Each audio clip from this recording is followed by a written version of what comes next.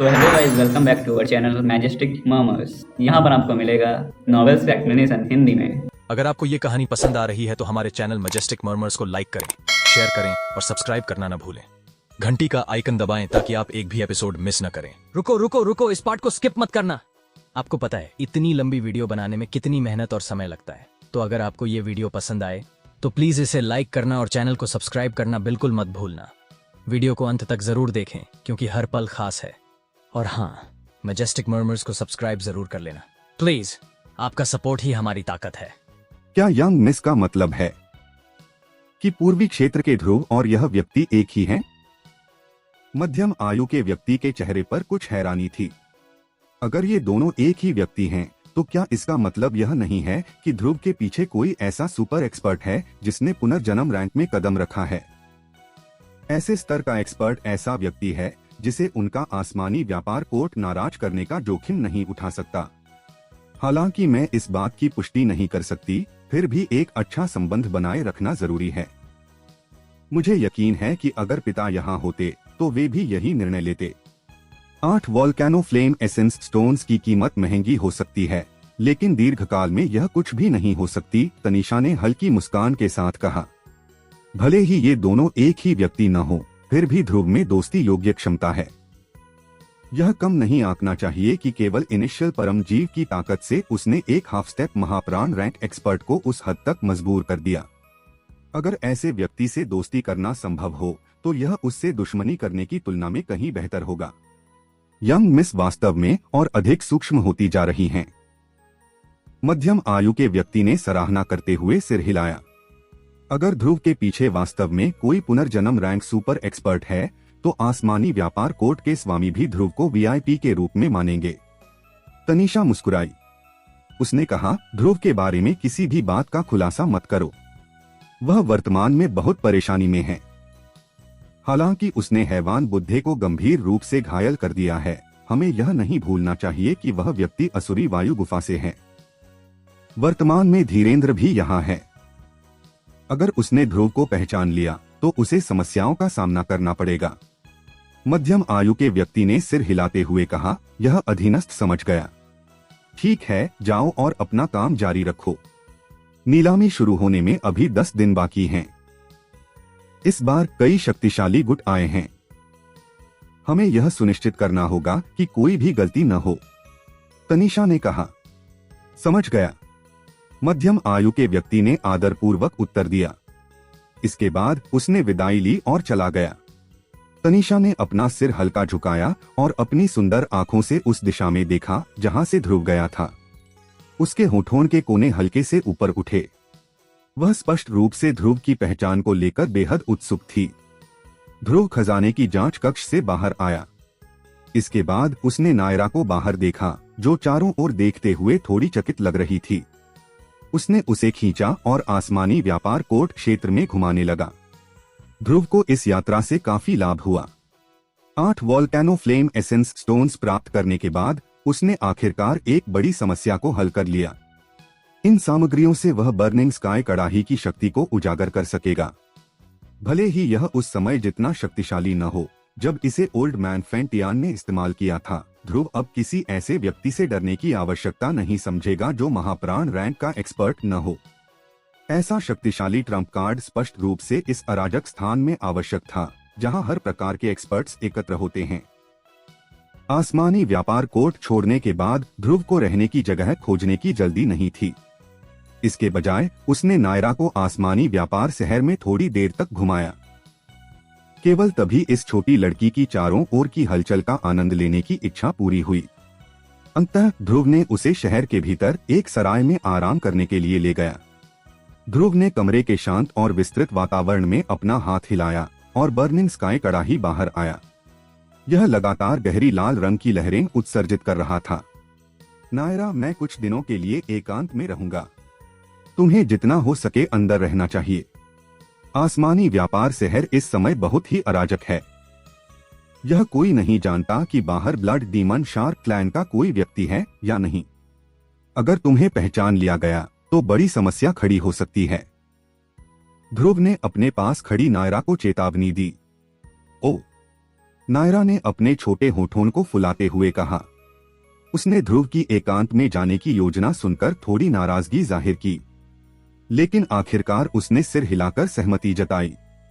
वैसे तुम्हारे ऊपर जो सील लगा है वह कैसा है? ध्रुव ने अचानक कुछ याद करते हुए पूछा। वह महसूस कर सकता था कि नायरा काफी शक्तिशाली थी और शायद धीरेन्द्र से भी ज्यादा, लेकिन उस पर एक सील लगा हुआ था। अगर उस सील को हटा दिया जाए और उसकी ताकत वापस आ जाए तो वह ध्रुव के लिए एक बड़ी मदद साबित होगी। यह अब तक नहीं हटा है। उस अभिशप्त शार्क का सील काफी शक्तिशाली है। नायरा ने अपनी आस्तीन खींची। उसकी छोटी सफेद कंधे पर एक ब्लड शार्क जैसा प्रकाश चिन्ह दिखाई दिया। उसने इसे देखकर थोड़ा परेशान महसूस किया। हम इस सील को कैसे हटा सकते हैं? ध्रुव ने भौहें चढ़ाते हुए पूछा। अगर आपको ये कहानी पसंद आ रही है तो हमारे चैनल मैजेस्टिक मर्मर्स को लाइक करें, शेयर करें और सब्सक्राइब करना न भूलें। घंटी का आइकन दबाएं ताकि आप एक भी एपिसोड मिस न करें। आपकी प्रतिक्रिया हमें और बेहतर कंटेंट लाने के लिए प्रेरित करती है। मुझे एक तरह की खास चेज की जरूरत है जिसे समुद्री स्पिरिट घास कहते हैं। केवल इसी से मैं इस सील को तोड़ सकती हूँ। नायरा ने कुछ देर सोचने के बाद उत्तर दिया। समुद्री स्पिरिट घास, ध्रुव ने धीमे स्वर में दोहराया। यह एक दुर्लभ स्पिरिचुअल सामग्री थी। उसे देखना होगा कि क्या यह नीलामी में मिल सकती है। किसी भी हाल में वह नायरा की इस समस्या को हल करने की पूरी कोशिश करेगा। इन दिनों सावधान रहना। हमारी रक्षा की जिम्मेदारी तुम्हारे ऊपर है। ध्रुव ने नायरा के छोटे सिर पर उसकी 2 चोटियों को खींचा। इसके बाद उसने लड़की की नाराजगी भरी नजरों को नजरअंदाज करते हुए जोर से हंसते हुए बर्निंग स्काई कड़ाही में प्रवेश कर लिया। बर्निंग स्काई कड़ाही के अंदर अब भी वही सूना पीला क्षेत्र था। ध्रुव हवा में तैरता हुआ नीचे देख रहा था। उसने मुस्कुराते हुए पूछा, वज्रांग, अब मुझे क्या करना चाहिए? पुराने फेंटियान ने पहले ही पूरी तरह से इस बर्निंग स्काई कड़ाही को तुम्हारे साथ संगठित कर दिया था। बर्निंग स्काई गेट को रिफाइन करने की विधि इसी बर्निंग स्काई कड़ाही के भीतर छुपी हुई है। केवल तुम इसे ढूंढ सकते हो। तिलिस्मी पत्थर ध्रुव के शरीर से बाहर निकला। इससे एक प्रकाश आकृति प्रकट हुई जिसने ध्रुव को देखते हुए कहा। ध्रुव ने समझते हुए सिर हिलाया। उसने अपनी आंखें बंद कर लीं और अपने मन को धीरे धीरे फैलने दिया। अंततः यह बर्निंग स्काई कड़ाही के साथ धीरे धीरे जुड़ने लगा। इस जुड़ाव के साथ वह स्पष्ट रूप से महसूस कर सकता था कि इस फर्नेस के भीतर छिपी जानकारी उसके पास एकत्रित होने लगी। गहरी लाल रोशनी ने ध्रुव के शरीर को ढक लिया। यह प्रक्रिया 10 मिनट से अधिक समय तक चली और फिर धीरे धीरे समाप्त हुई।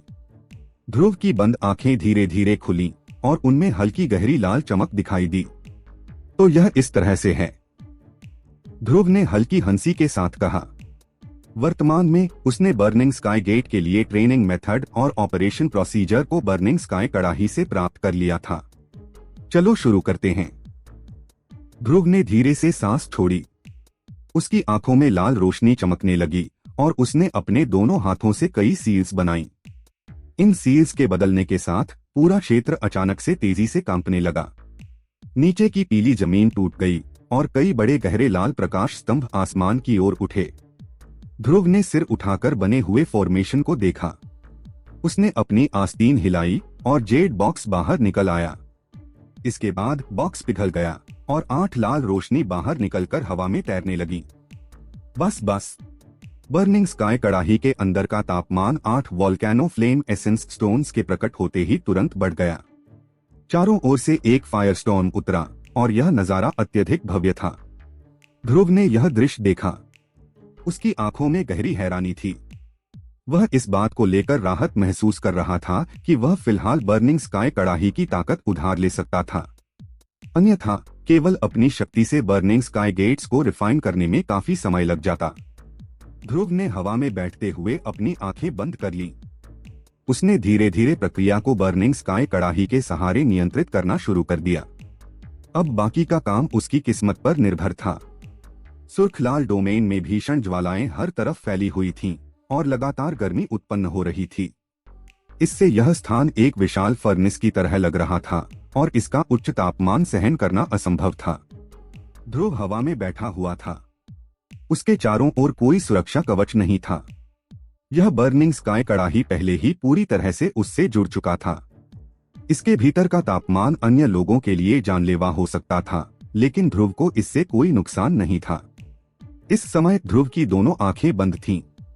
उसका मन बर्निंग स्काई कड़ाही में डूबा हुआ था और वह फॉर्मेशन को नियंत्रित कर रहा था। हालांकि वह रिफाइनमेंट प्रक्रिया में हस्तक्षेप नहीं कर सकता था, उसे फॉर्मेशन को बनाए रखना था। अन्यथा अगर फॉर्मेशन बाधित हो गया तो रिफाइनमेंट विफल हो जाएगा और उस समय 8 वोल्केनो फ्लेम एसेंस स्टोन्स बेकार चले जाएंगे। Bang bang. 8000 फीट बड़े फायर कड़ाही इस विशाल फायर फॉर्मेशन के भीतर निलंबित थे, जो पूरे क्षेत्र को घेर रहा था। उन फायर कड़ाही एस की सतह पर फायर ड्रैगन्स तैर रहे थे। कभी कभी वे अपने मुंह खोलते और सुर्ख लाल फ्लेम्स की गेंदें कड़ाही में फेंकते। छी!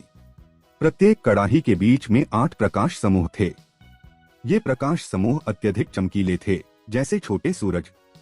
यह प्रकाश फैलाते हुए डरावनी लहरें धीरे धीरे फैल रही थीं। ऐसा प्रतीत हो रहा था जैसे इन प्रकाश समूहों के भीतर 8 जंगली और उग्र ज्वालामुखी छिपे हुए हों।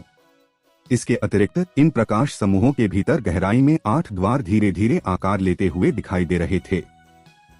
अगर आपको ये कहानी पसंद आ रही है तो हमारे चैनल मैजेस्टिक मर्मर्स को लाइक करें, शेयर करें और सब्सक्राइब करना न भूलें। घंटी का आइकन दबाएं ताकि आप एक भी एपिसोड मिस न करें। आपकी प्रतिक्रिया हमें और बेहतर कंटेंट लाने के लिए प्रेरित करती है। ध्रुव ने अपनी बंद आंखों को धीरे धीरे खोला।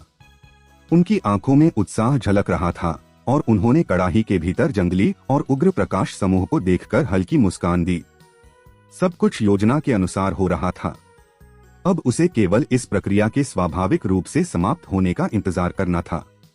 जैसे ही बर्निंग स्काई गेट सफलतापूर्वक रिफाइन हो जाएगा, ध्रुव पूरी तरह से इस बर्निंग स्काई कड़ाही की शक्ति को मुक्त कर सकेगा। ध्रुव इस दिन के आने का लंबे समय से इंतजार कर रहा था। आने वाले समय में यह एक शांत प्रतीक्षा का समय था। पलक झपकते ही 8 दिन बीत गए। इन 8 दिनों के दौरान बर्निंग स्काई कड़ाही के भीतर का डोमेन हर दिन अधिक जंगली और उग्र हो गया।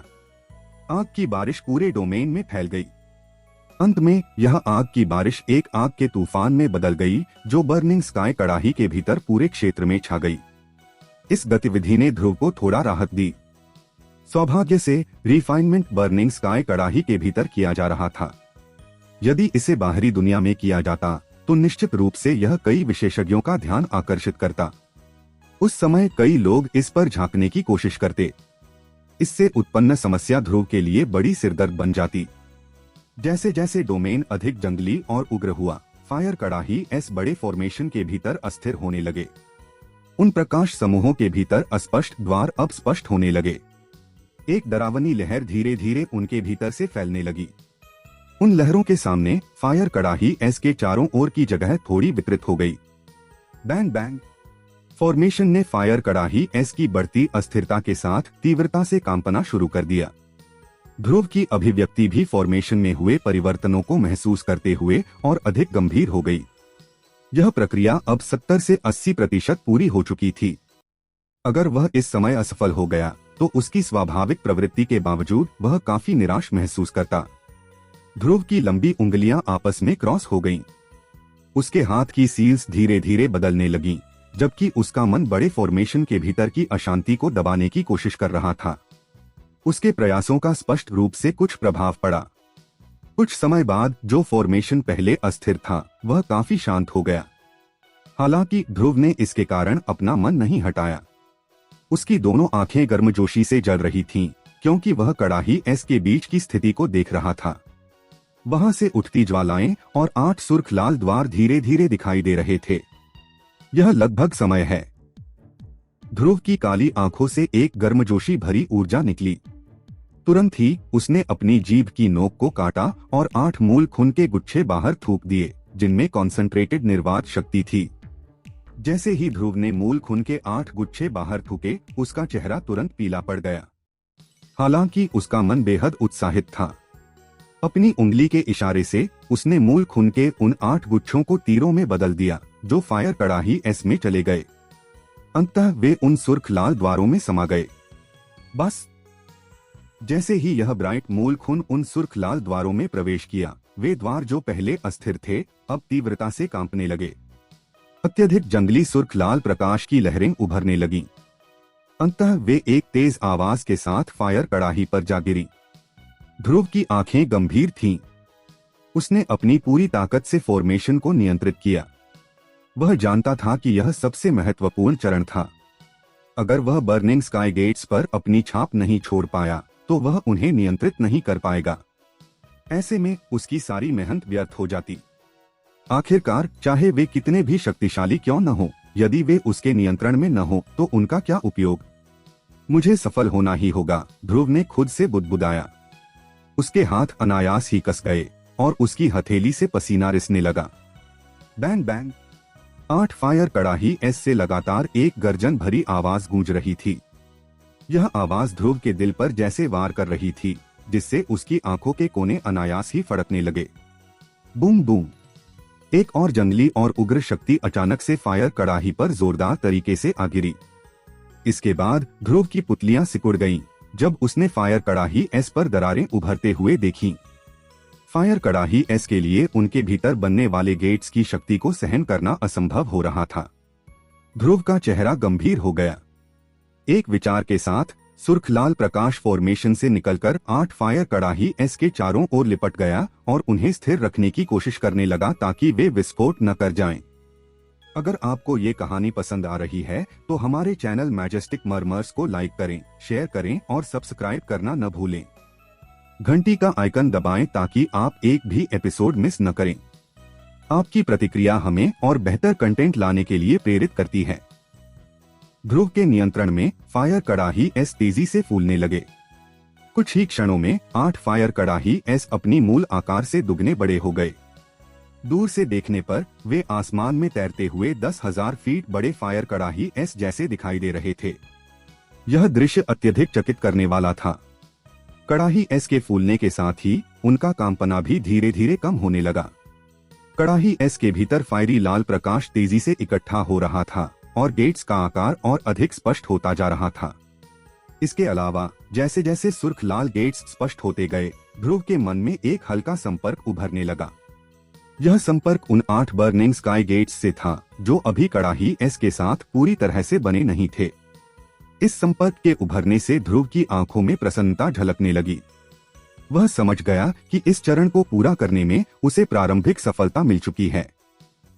बैंग। आसमान में अचानक एक जबरदस्त गर्जन जैसी आवाज गूंजी। 8 फायर कड़ाही एस के भीतर से प्रकाश इतना तेज हो गया कि उसे खुली आंखों से देख पाना असंभव हो गया। क्या यह पूरा होने वाला है? ध्रुव ने अपनी आंखें थोड़ी मिचकाईं और उनकी गहराई में हरे प्रकाश का संचय होने लगा। वह स्पष्ट रूप से देख सकता था कि कड़ाही एस के चकाचौंध भरे प्रकाश में 8 लाल गेट्स धीरे धीरे स्थिर हो रहे थे। बैंग। अचानक 8 तीव्र प्रकाश किरणें फायर कड़ाही के भीतर से बाहर निकली। उन पर एक एक करके प्रकाश के निशान प्रकट हुए। अंत में जोरदार धमाकों के साथ 8 कड़ाही एक साथ फट गए। स्वुश स्वुश स्वुश।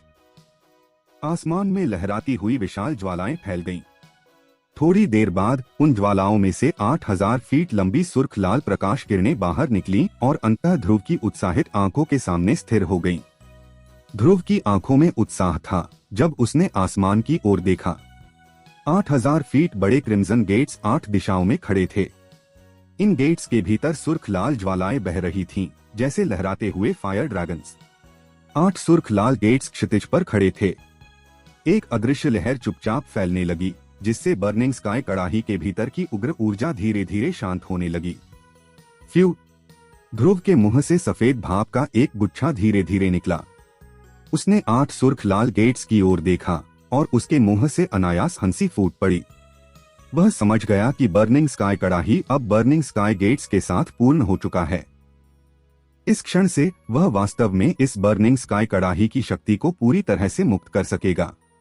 बर्निंग स्काई कड़ाही के भीतर मौजूद 8 लेवल बर्निंग स्काई गेट्स की मदद से ध्रुव को विश्वास था कि वह किसी से भी लड़ सकता है, बशर्ते वह प्रोफाउंड डेथ चरण में प्रवेश करने वाले विशेषज्ञ न हो। ध्रुव ने 8 बर्निंग स्काई गेट्स को देखा। काफी देर बाद उसने अपनी आस्तीन लहराई। आसमान हिल गया और 8 सुर्ख लाल गेट्स धीरे धीरे छिप गए। अगली बार जब वह किसी दुश्मन से मिलता तो केवल एक विचार से ही ये 8 बर्निंग स्काई गेट्स भयानक शक्ति के साथ दुश्मन का खात्मा कर सकते थे। आखिरकार मैंने सफलता पाली, ध्रुव ने मुस्कुराते हुए कहा जब उसने छिपे हुए 8 बर्निंग स्काई गेट्स को देखा। उसने अंततः अपने अथक प्रयासों के बाद वह इनाम प्राप्त कर लिया जिसकी उसे लंबे समय से लालसा थी। एपिसोड 1812। जब ध्रुव ने बर्निंग स्काई कड़ाही से बाहर कदम रखा तो उसने सबसे पहले देखा कि Naira life death coffin cover के ऊपर एक छोटे से बिल्ली के बच्चे की तरह शांति से सो रही थी। यह दृश्य देखकर वह चाहकर भी अपनी हंसी रोक नहीं पाया और हल्का कड़वाहट भरी मुस्कान उसके चेहरे पर उभर आई। यह छोटी बच्ची शायद कुछ ज्यादा ही सोती है। क्या वह तब से सो रही है जब से मैं कड़ाही में बंद हुआ था? ध्रुव तैरते हुए लाइफ डेथ कॉफिन कवर के सामने खड़ा हो गया और उसने नायरा के गुड़िया जैसे चेहरे को देखा। इस समय उसके मुंह के कोने से लार की एक पतली धारा लटक रही थी जो इस बात का सबूत थी कि वह किसी मीठे सपने में खोई हुई थी। यह लड़की। हल्की मुस्कान के साथ ध्रुव ने अपना सिर हिलाया और धीरे से नायरा के छोटे सिर को सहलाया।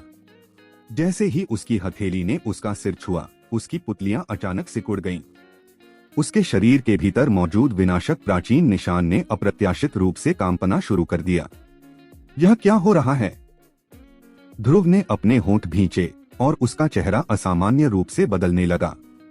आखिर विनाशक प्राचीन निशान का नायरा के प्रति ऐसा अजीब व्यवहार क्यों था? वज्रांग ध्रुव के बगल में प्रकट हुआ और आराम से सो रही नायरा को देखते हुए उसके माथे पर सिकुड़न पड़ गई।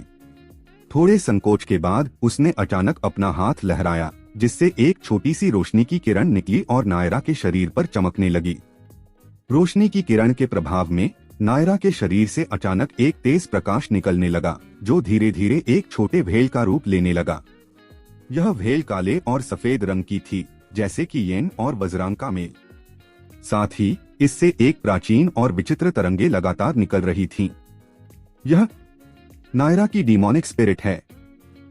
ध्रुव आश्चर्यचकित हो गया जब उसने उसी तरह गहरी नींद में सो रही छोटी भेल को देखा।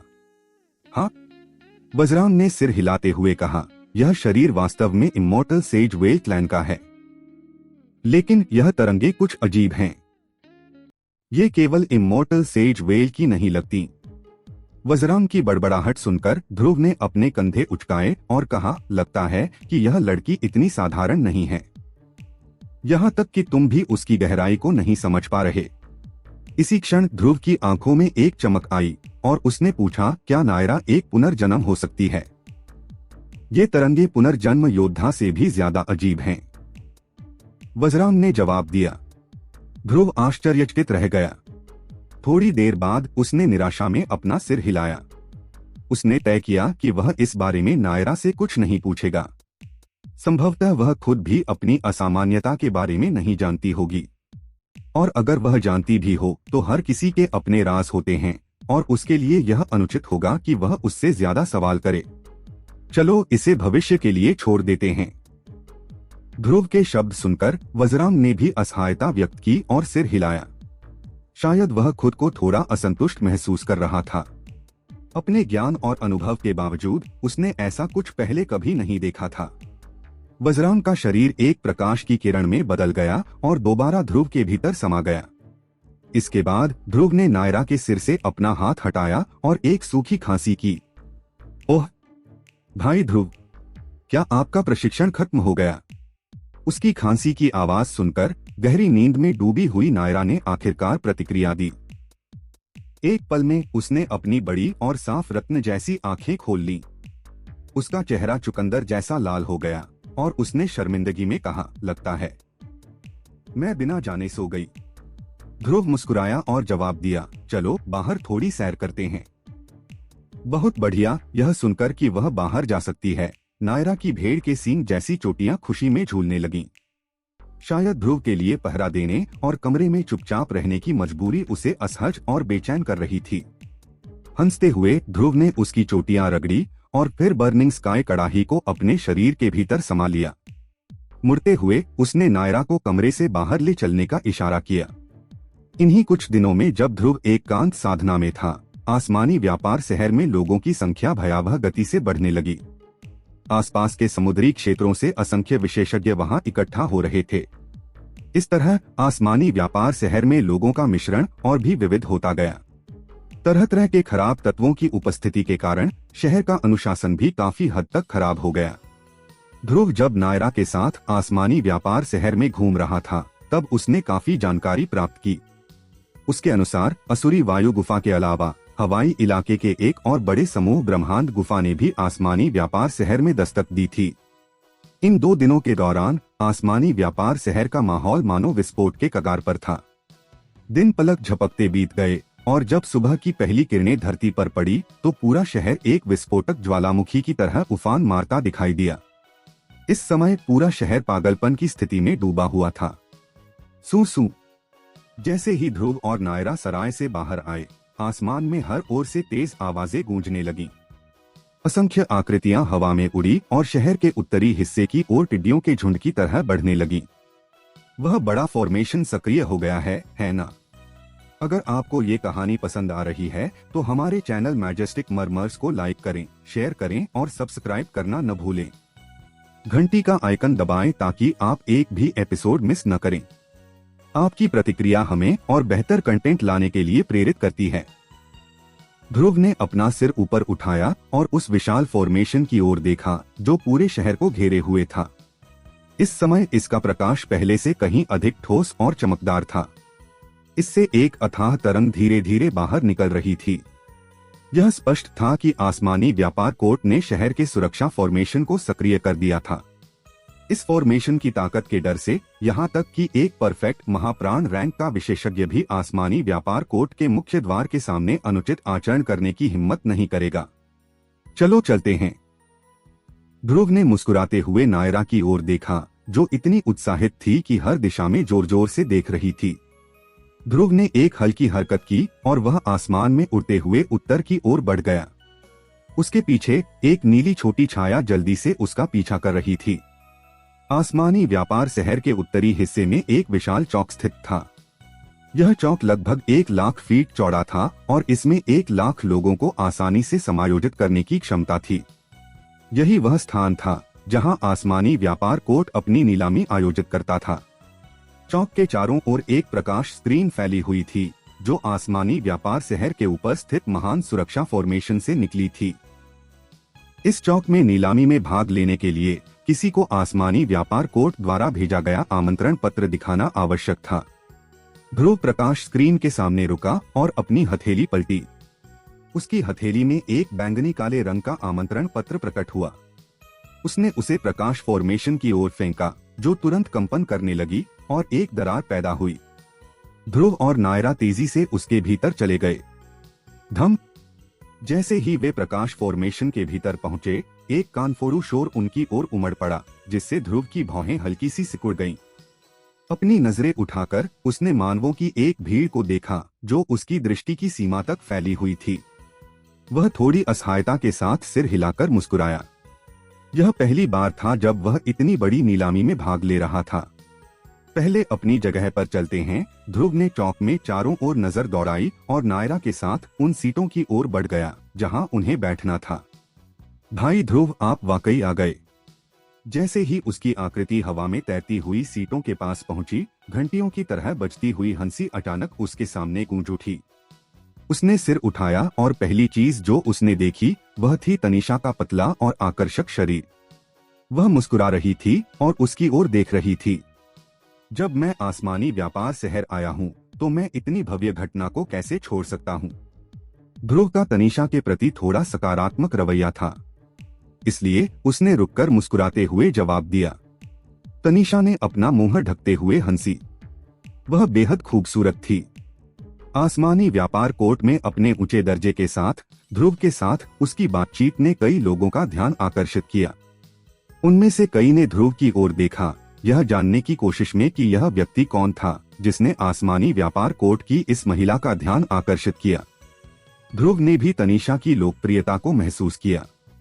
उन निगाहों ने उसे थोड़ा असहज कर दिया। हालांकि जैसे ही वह जाने के लिए कहने वाला था, उसके पीछे से कई तेज आवाजें गूंजने लगीं। उसने एक नजर पीछे डाली और हल्का सा भौहें सिकोड़ ली। जो लोग आए थे उनमें से एक था असुरी वायु गुफा का धीरेंद्र। हाँ तनीषा, 1 साल बाद तुम्हें देखकर लगता है कि तुम और भी खूबसूरत हो गई हो। धीरेंद्र उनके पास आया और तनीषा की ओर मुस्कुराते हुए देखा। उसकी आवाज में काफी अंतरंगता झलक रही थी। मिस तनीषा, मैं अब चलता हूँ। धीरेंद्र के साथ किसी भी तरह का संपर्क नहीं रखना चाहते हुए ध्रुव ने एक नजर उसकी ओर डाली और तनीषा की ओर कुछ शब्द कहकर वहां से जाने की तैयारी करने लगा। हाँ। जैसे ही उसने मुड़ने की कोशिश की, धीरेंद्र की धीमी हंसी अचानक गूंज उठी। उसने ध्रुव को देखना शुरू किया। उसकी आंखों में हल्का सा मनोरंजन का भाव झलक रहा था। उसने हल्की आवाज में कहा, तो तुम ध्रुव हो? ध्रुव का शरीर एक पल के लिए रुका और उसकी आंखों में एक सख्त चमक उभर आई। ध्रुव का शरीर हल्का सा रुका। एक पल के अंतराल के बाद उसने धीरे धीरे अपनी नजरें धीरेंद्र की ओर घुमाई, जिसकी आंखों में हल्का सा मनोरंजन झलक रहा था। ध्रुव ने सपाट आवाज में कहा, क्या कोई समस्या है? धीरेंद्र ने अपनी उंगलियों को आपस में जोड़ते हुए ध्रुव की ओर दिलचस्पी से देखा और जवाब दिया, मुझे 2 दिन पहले एक खबर मिली। हमारे असुरी वायु गुफा के हैवान बुद्धे को तुम्हारे द्वारा गंभीर रूप से घायल कर दिया गया था। हाँ, मैं वास्तव में उत्सुक हूँ। आखिर एक इनिशियल परम जीव रैंक के व्यक्ति ने यह उपलब्धि कैसे हासिल की? यह तुम्हारे लिए अप्रासंगिक लगता है ना? ध्रुव ने हल्की आंखें सिकोड़ते हुए उत्तर दिया। किसी दृष्टिकोण से हैवान बुद्धे हमारे असुरी वायु गुफा का हिस्सा है। चूंकि तुमने उसे घायल किया है, इसका मतलब है कि तुमने हमारे असुरी वायु गुफा की प्रतिष्ठा को चोट पहुंचाई है। धीरेंद्र ने मुस्कुराते हुए जवाब दिया। तो क्या इसका मतलब है कि आप जनाब मुझे पकड़कर उस पुराने भूत से माफी मंगवाना चाहते हैं? ध्रुव ने मुस्कुराते हुए पूछा। हालांकि उसकी मुस्कान चाकू की धार जैसी तेज और खतरनाक थी। तुम वाकई हिम्मती हो, जैसा कि अफवाहें कहती हैं। हालांकि अगर मौका मिला तो मैं तुम्हें हैवान बुद्धे के पास वापस ले जाऊंगा ताकि वह खुद निपट सके। धीरेंद्र ने मुस्कुराते हुए जवाब दिया और अपने अंगूठे की जेड रिंग को सहलाने लगा। ध्रुव के शब्दों से उसे थोड़ी दुश्मनी का आभास हुआ, जिससे वह थोड़ा असंतुष्ट हो गया। आखिरकार युवा पीढ़ी में से बहुत कम लोग उससे इस तरह बात करने की हिम्मत रखते थे। हालांकि वह यह नहीं जानता था कि ध्रुव ने हैवान बुद्धे को चोट पहुंचाने के लिए कौन से तरीके अपनाए थे, लेकिन धीरेंद्र को यकीन था कि यह ध्रुव की अपनी ताकत नहीं थी। मुझे डर है कि तुम्हारे पास यह काबिलियत नहीं है, ध्रुव ने हल्की मुस्कान के साथ उत्तर दिया। क्या सच में? धीरेंद्र ने अपने होंठ सिकोड़ते हुए हल्की मुस्कान के साथ कहा। हालांकि उसकी मुस्कान के नीचे छिपी हुई एक दुष्ट और खतरनाक तरंग थी जो किसी के दिल को घबराहट से भर सकती थी। दोनों ने आकाश में एक दूसरे का सामना किया और कोई भी पीछे हटने को तैयार नहीं था। हवा का प्रवाह भी इस समय गुप्त रूप से गंभीर होता दिखा। यंग मास्टर धीरेंद्र, आसमानी व्यापार कोर्ट आज यहाँ नीलामी आयोजित कर रहा है और यह स्थान लड़ाई के लिए उपयुक्त नहीं है। इसलिए मुझे उम्मीद है कि आप हमारे आसमानी व्यापार कोर्ट का मान रखते हुए अपने विवाद को समाप्त करेंगे, तनीषा ने सौम्यता से कहा। हालांकि 2 व्यक्तियों के आकाश में आमने सामने खड़े होने पर उसकी भौहें हल्की सी सिकुड़ गई थीं। हाँ, चूंकि तनीषा ने कहा है तो मैं स्वाभाविक रूप से उनका सम्मान करूंगा। धीरेंद्र ने सिर हल्का सा झुकाया और तनीषा की ओर देखते हुए मुस्कुराया। मैं यहाँ दूसरे काम के लिए आया हूँ। जहाँ तक तुम्हारा और हैवान बुद्धे का झगड़ा है, वह खुद इसे संभालेगा। इसलिए अगर तुम परेशानी नहीं चाहते तो मेरे सामने अपनी तथाकथित अकड़ को काबू में रखो, नहीं तो जो होगा वह तुम्हें पसंद नहीं आएगा। धीरेंद्र ने ध्रुव की ओर कंधे उचकाते हुए कहा, जैसे वह परवाह न करने वाला हो। उसने आगे कहा, शायद तुम्हें ये शब्द सुनने में अच्छे न लगे, लेकिन कुछ लोग ऐसे होते हैं जिन्हें नाराज करने का जोखिम तुम नहीं उठा सकते। यह एक सच्चाई है जिसे बदला नहीं जा सकता। दैत्यून के सागर में अगर किसी के पास पर्याप्त समर्थन नहीं है तो मुझे लगता है कि उसे अत्यधिक घमंड नहीं करना चाहिए। ध्रुव की आंखें हल्की सख्त हो गईं, क्योंकि उसने धीरेंद्र को घूरा। कुछ क्षणों बाद उसने हल्की मुस्कान के साथ जवाब दिया, आपकी सलाह के लिए धन्यवाद। हालांकि मैं वही शब्द आपको अगर आपको ये कहानी पसंद आ रही है तो हमारे चैनल मैजेस्टिक मर्मर्स को लाइक करें, शेयर करें और सब्सक्राइब करना न भूलें। घंटी का आइकन दबाएं ताकि आप एक भी एपिसोड मिस न करें। आपकी प्रतिक्रिया हमें और बेहतर कंटेंट लाने के लिए प्रेरित करती है। वापस देना चाहूंगा, मेरी नजर में आपका तथाकथित समर्थन ज्यादा डरावना नहीं है। जो चीजें मैंने देखी हैं वे ऐसी हैं जिनकी आप कल्पना भी नहीं कर सकते। आपने पहले ही कहा है कि यह मेरा और हैवान बुद्धे का झगड़ा है और इसका आपसे ज्यादा लेना देना नहीं है। लेकिन अगर आप इस मामले में दखल देंगे तो मुझे आपका साथ देने में खुशी होगी। हालांकि मैं आमतौर पर बिना किसी रोक-टोक के काम करता हूं। इसके परिणाम ऐसे हो सकते हैं जिन्हें शायद आप भी झेलने में सक्षम न हो। इसलिए कुछ भी करने की योजना बनाने से पहले मैं आपको सलाह दूंगा कि इसे 3 बार सोच लें। ध्रुव के इन शब्दों को सुनकर धीरेंद्र के खूबसूरत चेहरे पर मौजूद मुस्कान धीरे धीरे गायब होने लगी और उसकी आंखों में गहराई तक एक दुष्टता झलकने लगी। ध्रुव के इन शब्दों ने उसे जरा भी सम्मान नहीं दिया। तनीषा भी ध्रुव के इन शब्दों को सुनकर चौंक गई, लेकिन उसके खूबसूरत आंखों में हल्की चमक आ गई। उसे ध्रुव के बारे में कुछ जानकारी थी, इसलिए उसे नहीं लगा कि ध्रुव इन शब्दों को केवल दिखावा करने के लिए कह रहा था।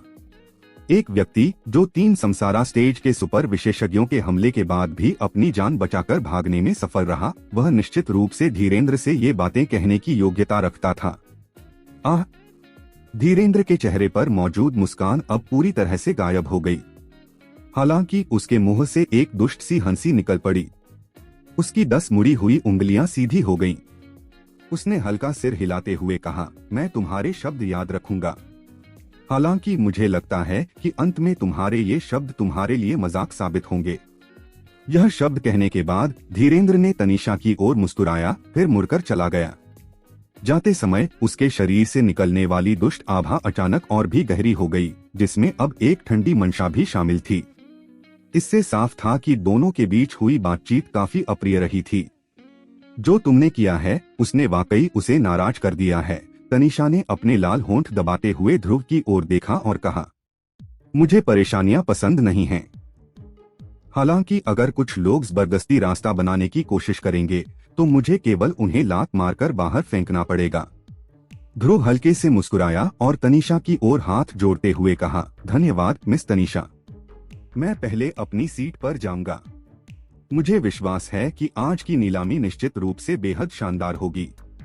ये शब्द कहने के बाद उसने और देर नहीं की और नायरा को लेकर सीटों की ओर उतर गया।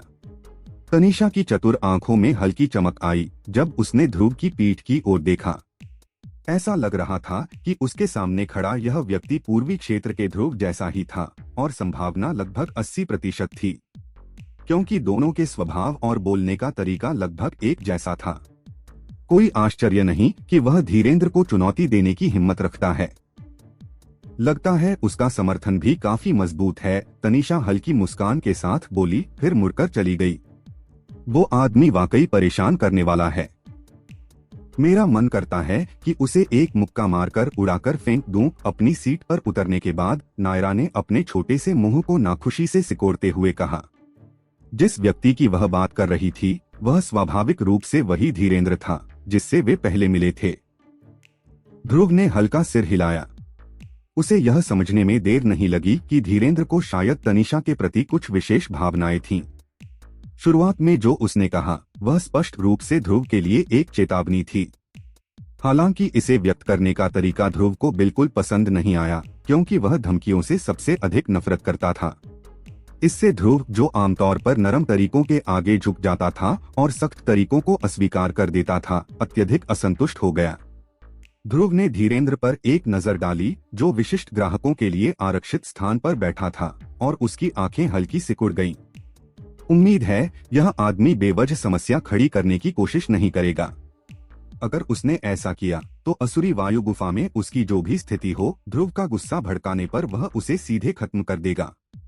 आगे धीरेंद्र को इस तरह की नजरों के प्रति कुछ संवेदनशीलता महसूस हुई।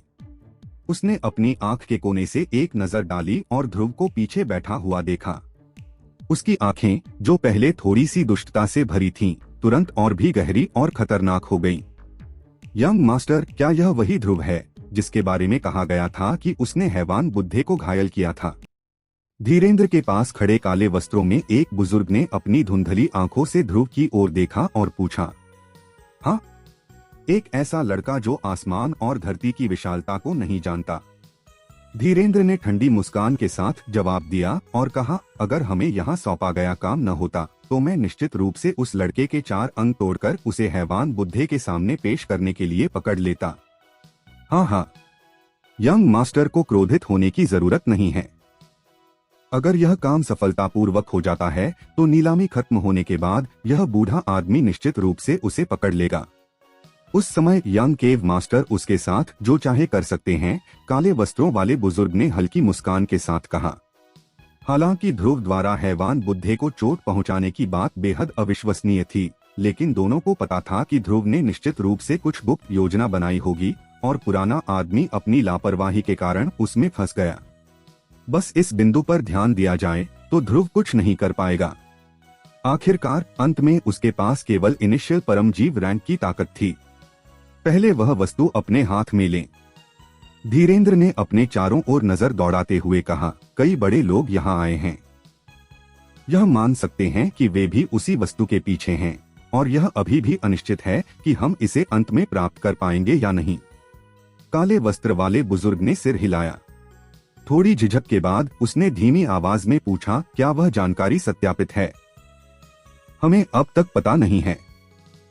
हालांकि यह असली हो या नकली, हम केवल तभी चैन की सांस ले सकते हैं जब वह हमारे हाथ में हो। धीरेंद्र ने जवाब दिया। जी। ध्रुव ने धीरेंद्र के शरीर से अपनी नजरें हटा लीं। जैसे ही वह आराम के लिए अपनी आंखें बंद करने वाला था, उसे महसूस हुआ कि कोई उसे देख रहा है। उसने तुरंत अपना सिर घुमाया और देखा कि सफेद वस्त्रों में एक सुंदर आदमी उसकी ओर हल्की मुस्कान के साथ देख रहा था। उस व्यक्ति का कद लंबा और दुबला था और उसके हाथ अत्यधिक पतले थे। उनके ऊपर रत्न जैसी चमक थी। उन्हें देखने पर ऐसा लगता था जैसे वे ब्रह्मांड को पलट और ढक सकते हैं। यह एक अजीब सा एहसास था। ध्रुव ने सफेद वस्त्रों वाले व्यक्ति को घूरा।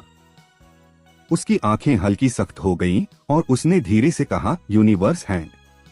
यह जगह वाकई रोमांचक है। सफेद वस्त्रों वाले व्यक्ति की ओर सिर हिलाते हुए और मुस्कुराते हुए ध्रुव ने अपनी नजरें हटा लीं और मन ही मन बुदबुदाया। यह आसमानी व्यापार कोर्ट की नीलामी सचमुच एक ऐसी जगह थी जहां कई विशेषज्ञ बादलों की तरह इकट्ठे हुए थे। लगता है इस नीलामी में वास्तव में एक अच्छा तमाशा देखने को मिलेगा। डोंग। जैसे ही यह विचार ध्रुव के मन में आया, विशाल नीलामी चौक के केंद्र से एक स्पष्ट घंटी की आवाज गूंजी। अगले ही क्षण लाल कपड़ों में लिपटी एक सुंदर आकृति मंच पर पहुंची।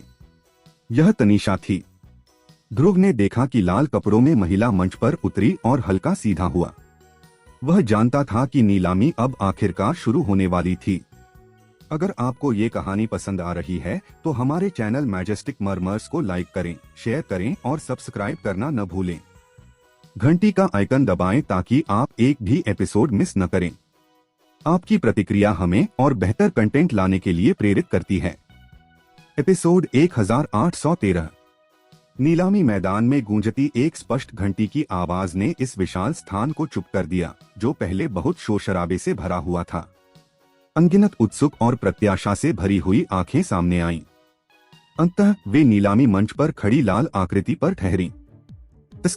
वर्तमान में यंग मिसेस तनीषा दिन प्रतिदिन और भी सुंदर और आकर्षक होती जा रही हैं।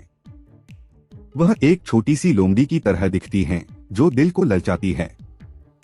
जो भी उन्हें शादी करेगा वह सच में भाग्यशाली होगा। हाँ, और वह आसमानी व्यापार कोर्ट की यंग मिसेस भी हैं। जो भी उन्हें शादी करेगा वह आसमानी व्यापार कोर्ट की अनंत संपत्ति और संसाधनों का आनंद लेगा। अगर किसी में थोड़ा सा भी हुनर है तो वह निश्चित रूप से भविष्य में दैत्यून के सागर में एक प्रथम श्रेणी का विशेषज्ञ बन जाएगा। अपनी कल्पनाएं मत उड़ाओ। जो भी युवा और सुंदर प्रतिभाशाली लोग उन्हें पसंद करते हैं, उनकी एक लाइन बन सकती है जो आसमानी व्यापार रीजन के उत्तर से लेकर दक्षिण तक जा सकती है। तुम तो बस यह सपना ही देख सकते हो। ध्रुव ने चारों ओर से आती हंसी को सुना और उसकी भौहें थोड़ी सी चढ़ गईं। हालांकि उसने अनुमान लगाया था कि यह तनीषा शायद आसमानी व्यापार कोर्ट में उच्च पद पर होगी, लेकिन उसने नहीं सोचा था कि वह वास्तव में यंग मिसेस होगी। वह सच में एक समृद्ध छोटी महिला है, ध्रुव ने चुपके से हंसते हुए सोचा। आसमानी व्यापार कोर्ट की संपत्ति को देखते हुए उसे शादी करना किसी एक कदम में स्वर्ग पहुंचने जैसा होगा। नीलामी मंच पर तनीषा पूरी तरह से सहज थी, यहाँ तक कि जब अनगिनत आंखें जो विभिन्न भावनाओं से भरी हुई थीं, उस पर टिकी हुई थीं। उसका तीखा और उत्कृष्ट चेहरा एक ऐसी मुस्कान से भरपूर था जो दिल को ललचा देती थी। इस महिला में स्वाभाविक रूप से एक प्रकार का आकर्षण था। हालांकि वह इसे खुले तौर पर प्रदर्शित नहीं करती थी, फिर भी उसकी हर हंसी और मुस्कान किसी के दिल को छूने के लिए काफी थी। सभी को धन्यवाद जो यहाँ आसमानी व्यापार कोर्ट की ओर से हमारे साथ इस नीलामी में शामिल हुए। इस बार की आसमानी व्यापार नीलामी शायद किसी को भी निराश नहीं करेगी। तनीषा ने पूरे मैदान पर एक मुस्कान के साथ नजर डाली। उसकी मुलायम और प्यारी आवाज ने कई लोगों को आंखें बंद करने पर मजबूर कर दिया, जैसे वे थोड़े नशे में थे। एक आकर्षक सुंदरता द्वारा नीलामी की मेजबानी करना शायद एक बूढ़े आदमी से बेहतर था। मैं कोई अनावश्यक बात नहीं करूंगी। अब समय आ गया है। नीलामी शुरू होती है, तनीषा ने मीठी मुस्कान के साथ कहा। उसने अपनी सुंदर हाथ की लहर दी और एक प्यारी सी महिला नौकरानी आगे आई जो एक चांदी की प्लेट लेकर आई थी। प्लेट पर एक गहरे लाल रंग का स्क्रॉल था जो रत्न की तरह चमक रहा था। Flame demon sky connecting palm, एक मध्यस्तरीय आसमानी स्टार की टेक्निक्स। इसे एक समसारा स्तर के विशेषज्ञ ने 1000 साल पहले रचा था और इसे पूरी तरह से अपनाने पर यह दुनिया को जला देने की क्षमता रखता है। तनीषा की मुलायम और कोमल आवाज धीरे धीरे फैलने लगी। निश्चित रूप से इसने नीलामी क्षेत्र में एक बड़ा हलचल पैदा किया। आसमानी स्टार की टेक्निक्स इस दैत्यून के सागर में भी दुर्लभ होती है। इसके अलावा यह एक मध्यस्तरीय आसमानी स्टार की टेक्निक्स था। ऐसे आइटम जो लड़ाई की शक्ति को बढ़ा सकते हैं, उनमें कई लोग गहरी रुचि रखते थे। आसमानी स्टार की टेक्निक्स के साथ शुरुआत। वे सच में साहसी हैं, ध्रुव ने मन ही मन सराहा। अगर ऐसा एक तकनीक पूर्वी क्षेत्र में रखा जाता तो यह निश्चित रूप से बाद में नीलाम होने वाले प्रमुख आइटमों में से एक होता, लेकिन यहाँ पर यह सबसे पहले बाहर लाया गया था। हालांकि यह आसमानी व्यापार कोर्ट द्वारा शायद वातावरण को जीवंत बनाने के लिए जानबूझकर किया गया था, फिर भी इससे नीलामी की गुणवत्ता का पता चलता है। इस तकनीक की नीलामी कीमत 2 मिलियन परमजीव गोलियां से शुरू होती है। जो भी मित्र इसमें रुचि रखते हैं, उन्हें यह अवसर नहीं छोड़ना चाहिए।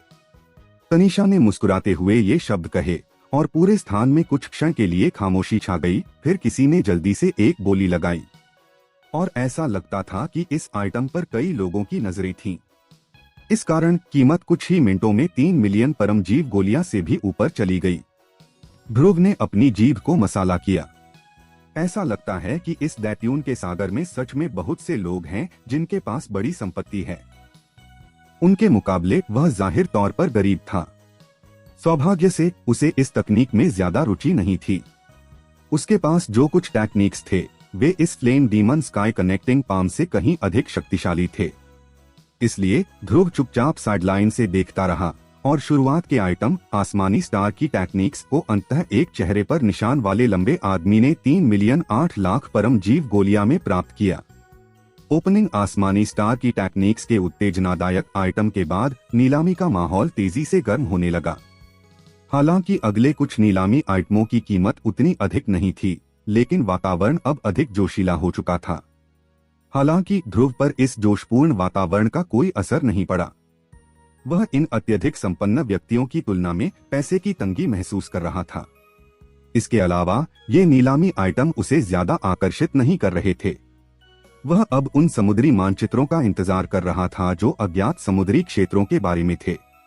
कुछ सामान्य नीलामियों के समाप्त होने के बाद यह स्पष्ट हो गया कि नीलामी अब मुख्य कार्यक्रम की ओर बढ़ने लगी थी और जिन वस्तुओं की नीलामी की जा रही थी उनकी कीमतें भी बढ़ने लगी थीं।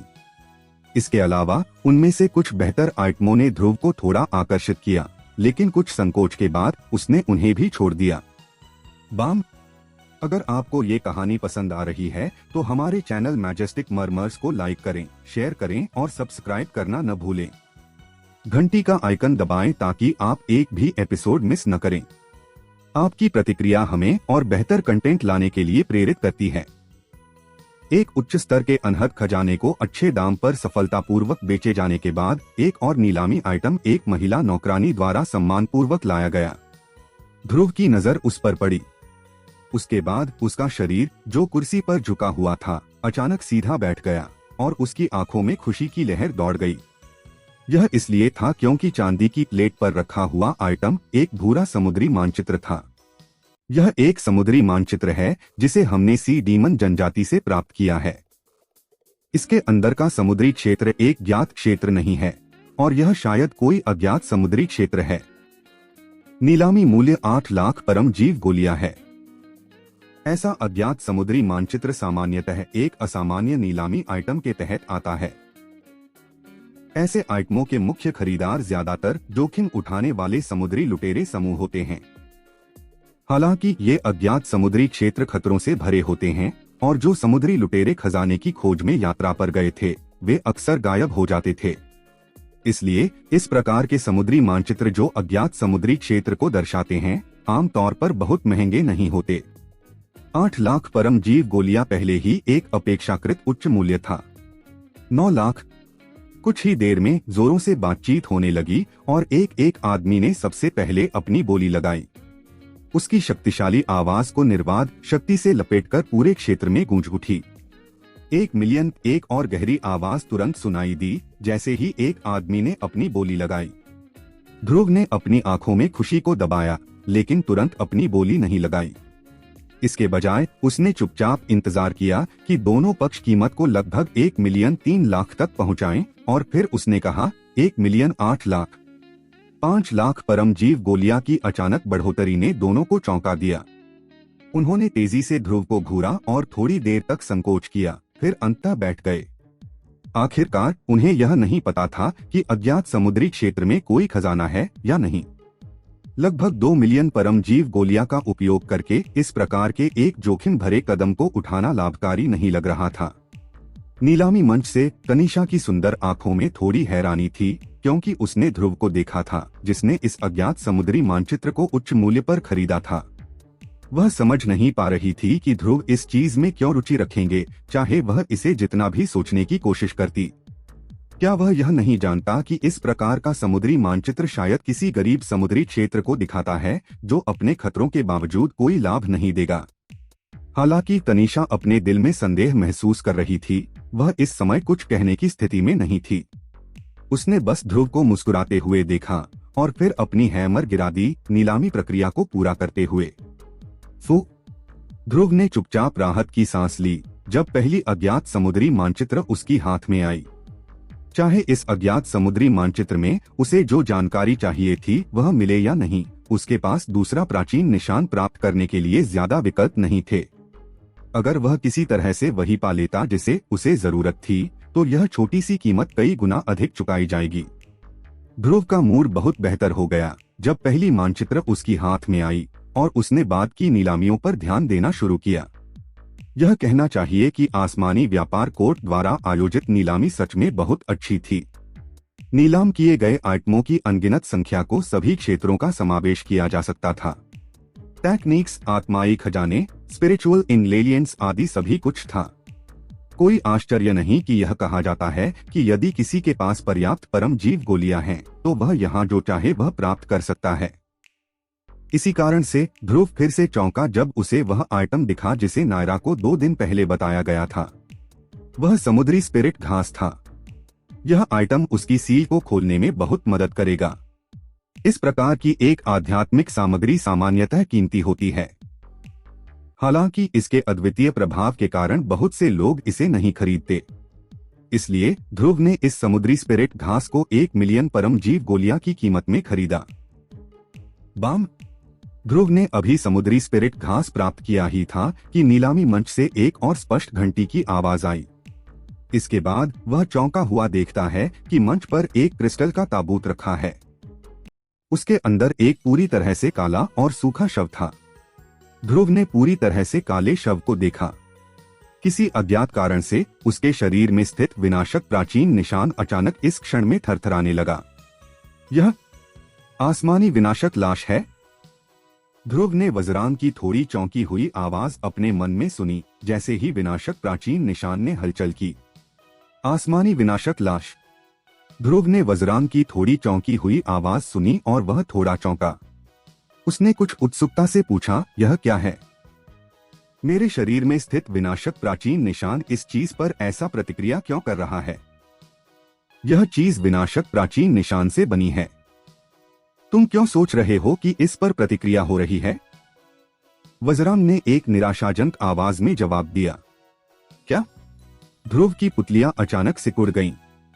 अपनी शांति बनाए रखने के बावजूद उसने इस क्षण में ठंडी हवा की एक गहरी सांस ली। उसकी आंखों में कुछ हैरानी थी जब उसने मंच पर क्रिस्टल के ताबूत में पड़े सूखे काले शव को देखा। यह विनाशक प्राचीन निशान का उपयोग करके बनाया गया था। ध्रुव को दोष नहीं दिया जा सकता क्योंकि वह वर्तमान में विनाशक प्राचीन निशान का मालिक था। फिर भी वज्रांग उसे बता रहा था कि जो शव सामने था वह उसी विनाशक प्राचीन निशान का उपयोग करके बनाया गया था जो उसके शरीर में था। यह उसे चौंका देने वाली बात थी। इसके अलावा अगर मेरी संवेदनाएं गलत नहीं हैं, तो यह शायद वह आसमानी विनाशक लाश है जिसे मास्टर ने व्यक्तिगत रूप से पहले तैयार किया था। वज्रांग ने आगे कहा, पहले मास्टर ने दुनिया भर से कई रहस्यमय सामग्री इकट्ठी की थी और 3 आसमानी विनाशक लाश का निर्माण किया था। उनमें से 2 दुनिया युद्ध में नष्ट हो गए थे। यह जो वर्तमान में है वह शायद भाग्यवश जीवित रह गया है। इसका तुम वाकई काफी भाग्यशाली हो जो तुमने इसे ढूंढ लिया। डिवावरिंग मास्टर। ध्रुव ने अपने होंठ घुमाए। उसने धीरे धीरे अपने दिल में फैली हैरानी को दबाया और अपनी आंखों को क्रिस्टल के ताबूत में रखे काले शव पर डाला। यह चीज वास्तव में प्राचीन काल के एक उच्च स्तर के विशेषज्ञ द्वारा तैयार की गई थी। जब से ध्रुव ने विनाशक प्राचीन निशान प्राप्त किया है, वह जानता था कि यह कितना शक्तिशाली था। हालांकि वह स्पष्ट रूप से महसूस कर रहा था कि वह अभी अपने वर्तमान रूप में उस मास्टर की तरह नहीं हो सकता था जो उस समय विनाशक प्राचीन निशान का उपयोग करके आसमानी विनाशक लाश को तैयार कर सका था। क्या यह बहुत शक्तिशाली है? ध्रुव ने अपने दिल में चुपचाप पूछा। अगर आपको ये कहानी पसंद आ रही है तो हमारे चैनल मैजेस्टिक मर्मर्स को लाइक करें, शेयर करें और सब्सक्राइब करना न भूलें। घंटी का आइकन दबाएं ताकि आप एक भी एपिसोड मिस न करें। आपकी प्रतिक्रिया हमें और बेहतर कंटेंट लाने के लिए प्रेरित करती है। एक आसमानी विनाशक लाश अपने शिखर पर एक सामान्य स्तर के समारा से लड़ सकता है। अगर हम इसे तुम्हारे द्वारा उपयोग किए जाने वाले स्तर में बदलें तो यह बराबरी करेगा एक समारा स्टेज विशेषज्ञ से। वज्रांग ने हल्की आवाज में कहा, समारा स्टेज। ध्रुव का दिल जो अभी शांत हुआ था फिर से बिना इरादे के तेजी से धड़कने लगा। उसने काले शव को कुछ अविश्वास के साथ देखा। वह वास्तव में यकीन नहीं कर पा रहा था कि यह चीज वास्तव में समारा स्टेज के विशेषज्ञ से लड़ सकती है। इसका मतलब था कि यह मीरांश दल के मुख्य लीडर्स के समान शक्तिशाली था। इसके अतिरिक्त आसमानी विनाशक लाश में विनाशक प्राचीन निशान की कुछ विशेषताएं होती हैं क्योंकि इसे विनाशक प्राचीन निशान से तैयार किया गया था। इस विशेषता को विनाशक शक्तियां कहते हैं। इसके कारण इसमें अभेद्य रक्षा क्षमता होती है। पहले जब डिवावरिंग मास्टर को 5 महान किंग स्तर के यमोस ने घेर लिया और हमला किया तो एक आसमानी विनाशक लाश ने उन 5 की पूरी शक्ति से हमले झेले, लेकिन वह नष्ट हो गया। एक दृष्टिकोण से यहाँ तक कि एक समारा स्टेज विशेषज्ञ भी अपने शिखर स्थिति में आसमानी विनाशक लाश को नष्ट नहीं कर सकता था। ध्रुव का चेहरा हैरानी से भर गया। यह आसमानी विनाशक लाश वाकई में इतना क्रूर था? तो यह आसमानी विनाशक लाश। ध्रुव ने एक निवाला निगला। क्या यह अपूर्व रूप से शक्तिशाली नहीं होगा अगर वह इस आसमानी विनाशक लाश को प्राप्त कर लेता? अगर ऐसा हुआ तो हैवान बूढ़े आदमी का मामला तो बिल्कुल भी कुछ भी नहीं रहेगा। तुम अधिक सोच रहे हो। वज्रांग ने फिर से ध्रुव को एक वाक्य से पत्थर बना दिया। थोड़ी देर के लिए चौंकने के बाद वह अंततः अपने दांत कसते हुए कहा, सबसे अधिक मैं इस आसमानी विनाशक लाश के लिए बोली लगाने के लिए अपनी मार्शल आर्ट का उपयोग करूंगा। मुझे इसे किसी भी हाल में प्राप्त करना है। किसी भी हालत में यह चीज अब निश्चित रूप से उसकी होगी। जब ध्रुव अपने दिल में बात कर रहा था, तनीषा ने नीलामी मंच पर अपनी कोमल उंगली से काले शव की ओर इशारा किया और हंसी के साथ कहा, यह अफवाह है कि यह समुद्र के गहरे नीचे से निकाला गया था। शायद मैं नहीं बता सकती कि यह क्या है। हालांकि मैं केवल इतना ही कह सकती हूँ कि यह शव असाधारण है। इसका कारण यह है कि हमारे आसमानी व्यापार कोर्ट के एक महाप्राण रैंक विशेषज्ञ ने इसे पराजित करने की कोशिश की थी, लेकिन वह इसे नष्ट करने में असफल हो गया। क्रैश। तनीषा के शब्द सुनते ही तुरंत हलचल मच गई। कई लोगों की आंखें चौंकी हुई थीं क्योंकि वे उस काले शव को देख रहे थे जो प्रतीत होता था साधारण सा, लेकिन यह वस्तु एक महाप्राण रैंक के पूरे हमले को सहन कर सकती थी। मिस तनीषा, क्या यह एक कठपुतली है? नीलामी के सामने की सीटों से एक काले कपड़े वाला आदमी अचानक हल्की आवाज में बोला। उसके चारों ओर काले प्रकाश की लहरें उठ रही थीं और ऐसा प्रतीत हो रहा था जैसे उसके चारों ओर कई भ्रांतियां उत्पन्न हो रही हों, जिससे यह पहचान पाना मुश्किल हो गया था कि असली शरीर कौन सा था। वह व्यक्ति चंबाल है, भ्रमदानव दल से। लगता है कि वह इस शव में कुछ रुचि रखता है। उसके शब्दों को सुनते हुए उसके आसपास की बातचीत तेजी से फैल गई और इस व्यक्ति की पहचान के बारे में जानकारी भी फैलने लगी। ध्रुव ने अपनी आंखें तंग की। भ्रमदानव दल का इस दैत्यून के सागर में काफी बड़ा नाम था। इसकी ताकत हवाई इलाके के 2 बड़े गुफाओं से भी कम नहीं थी। इसे सचमुच एक कठपुतली कहा जा सकता है। हालांकि तनीषा कुछ देर के लिए रुकी, फिर उसने आखिरकार कहा, शायद इस चीज को नियंत्रित करने के लिए एक विशेष तरीका चाहिए, अन्यथा इसे सक्रिय करना मुश्किल लगता है। सक्रिय नहीं कर सकते? इन शब्दों को सुनकर कई लोग हैरान हो गए। कुछ समय बाद वे हंसी में टूट पड़े। अगर इसे नियंत्रित नहीं किया जा सकता तो इसे खरीदने का क्या मतलब? क्या इसे सिर्फ एक ढाल की तरह इस्तेमाल किया जाएगा? वज़रांग, क्या इस चीज को नियंत्रित नहीं किया जा सकता? ध्रुव ने तुरंत अपने दिल में पूछा। दूसरे लोग इसे नियंत्रित नहीं कर सकते क्योंकि उनके पास विनाशक प्राचीन निशान नहीं है। केवल विनाशक प्राचीन निशान का मालिक ही इसे नियंत्रित कर सकता है, वज़रांग ने कहा। यानी इस पूरी दुनिया में सिर्फ तुम ही आसमानी विनाशक लाश को नियंत्रित कर सकते हो। ध्रुव ने यह सुना और अनायास अपनी जीभ चबाई। उसकी आंखों में छिपी उत्तेजना और भी गहरी हो गई। चंबाल ने भ्रमदानव दल से तनीषा के शब्दों के कारण माथा सिकोड़ लिया। उसने काले शव को घूरा और उसे आभास हुआ कि यह चीज इतनी साधारण नहीं थी। आओ नीलामी शुरू करते हैं। नीलामी की कीमत 5 मिलियन परम जीव बोलियां है, तनीषा मुस्कुराते हुए बोली। 5 मिलियन? यह बहुत महंगा है। कैसे एक कठपुतली जो नियंत्रित नहीं हो सकती इतनी कीमत की हो सकती है? बिल्कुल। कुछ असंतुष्ट आवाजें मंच से फैलने लगीं। यह संभवतः इसलिए था क्योंकि वे मानते थे कि यह कीमत थोड़ी अधिक थी। हालांकि उनकी असंतुष्टि का कोई खास असर नहीं हुआ। थोड़ी देर बाद वहां खामोशी छा गई और फिर आखिरकार किसी ने मुंह खोला और कहा, 5 मिलियन 100,000। यह व्यक्ति जो बोला था वह थोड़ी हिचकिचाहट के साथ बोला था। आखिरकार यह राशि कोई छोटी नहीं थी। इसके बाद 1 दर्जन से ज्यादा लोग बोली लगाने आए, लेकिन कीमत फिर भी 6 मिलियन से नीचे रही। 6 मिलियन 500,000। इस समय चंबाल ने भ्रमदानव दल से अचानक बोला। उसकी उपस्थिति पर सभी लोग पीछे हट गए। यह शायद इसलिए था क्योंकि वे नहीं चाहते थे कि वे उसके साथ प्रतिस्पर्धा करें। 7 मिलियन। ध्रुव ने यह दृश्य देखा, फिर आखिरकार उसने एक गहरी सांस ली और बोला, बुश। ध्रुव की आवाज सुनते ही अनगिनत आंखें उसकी ओर दौड़ी। यहां तक कि तनीषा ने भी उसे हैरान होकर देखा। शायद वह समझ नहीं पा रही थी कि वह काले शव के लिए बोली क्यों लगा रहा था। इसके अलावा उसे ध्रुव के बारे में थोड़ा बहुत पता था। उसके पास ज्यादा परम जीव गोलियां नहीं थे। नियमों के अनुसार वह वास्तव में बोली लगाने के लिए योग्य नहीं था। हालांकि इस समय उसने कुछ नहीं कहा। शायद ध्रुव जानता था कि वह क्या कर रहा है। 7 मिलियन 500,000।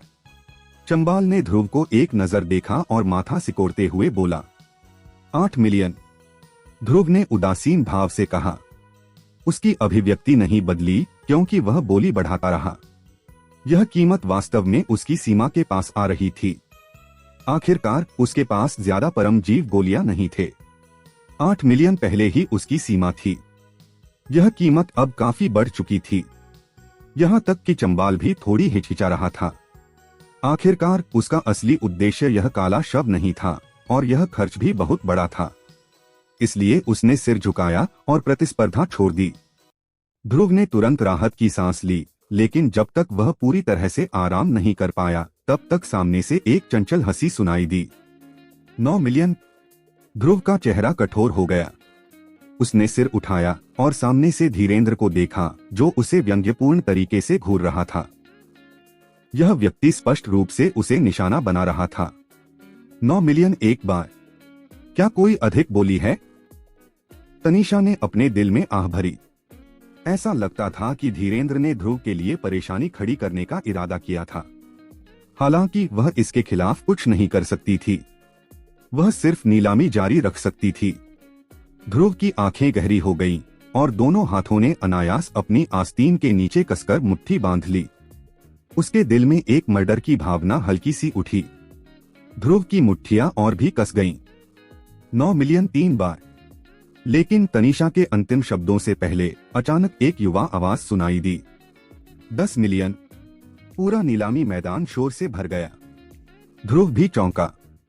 फिर उसने सिर घुमाया और उसे मुस्कुराते हुए नायरा दिखाई दी, जो उसके पास खड़ी थी। अगर आपको ये कहानी पसंद आ रही है तो हमारे चैनल मैजेस्टिक मर्मर्स को लाइक करें, शेयर करें और सब्सक्राइब करना न भूलें।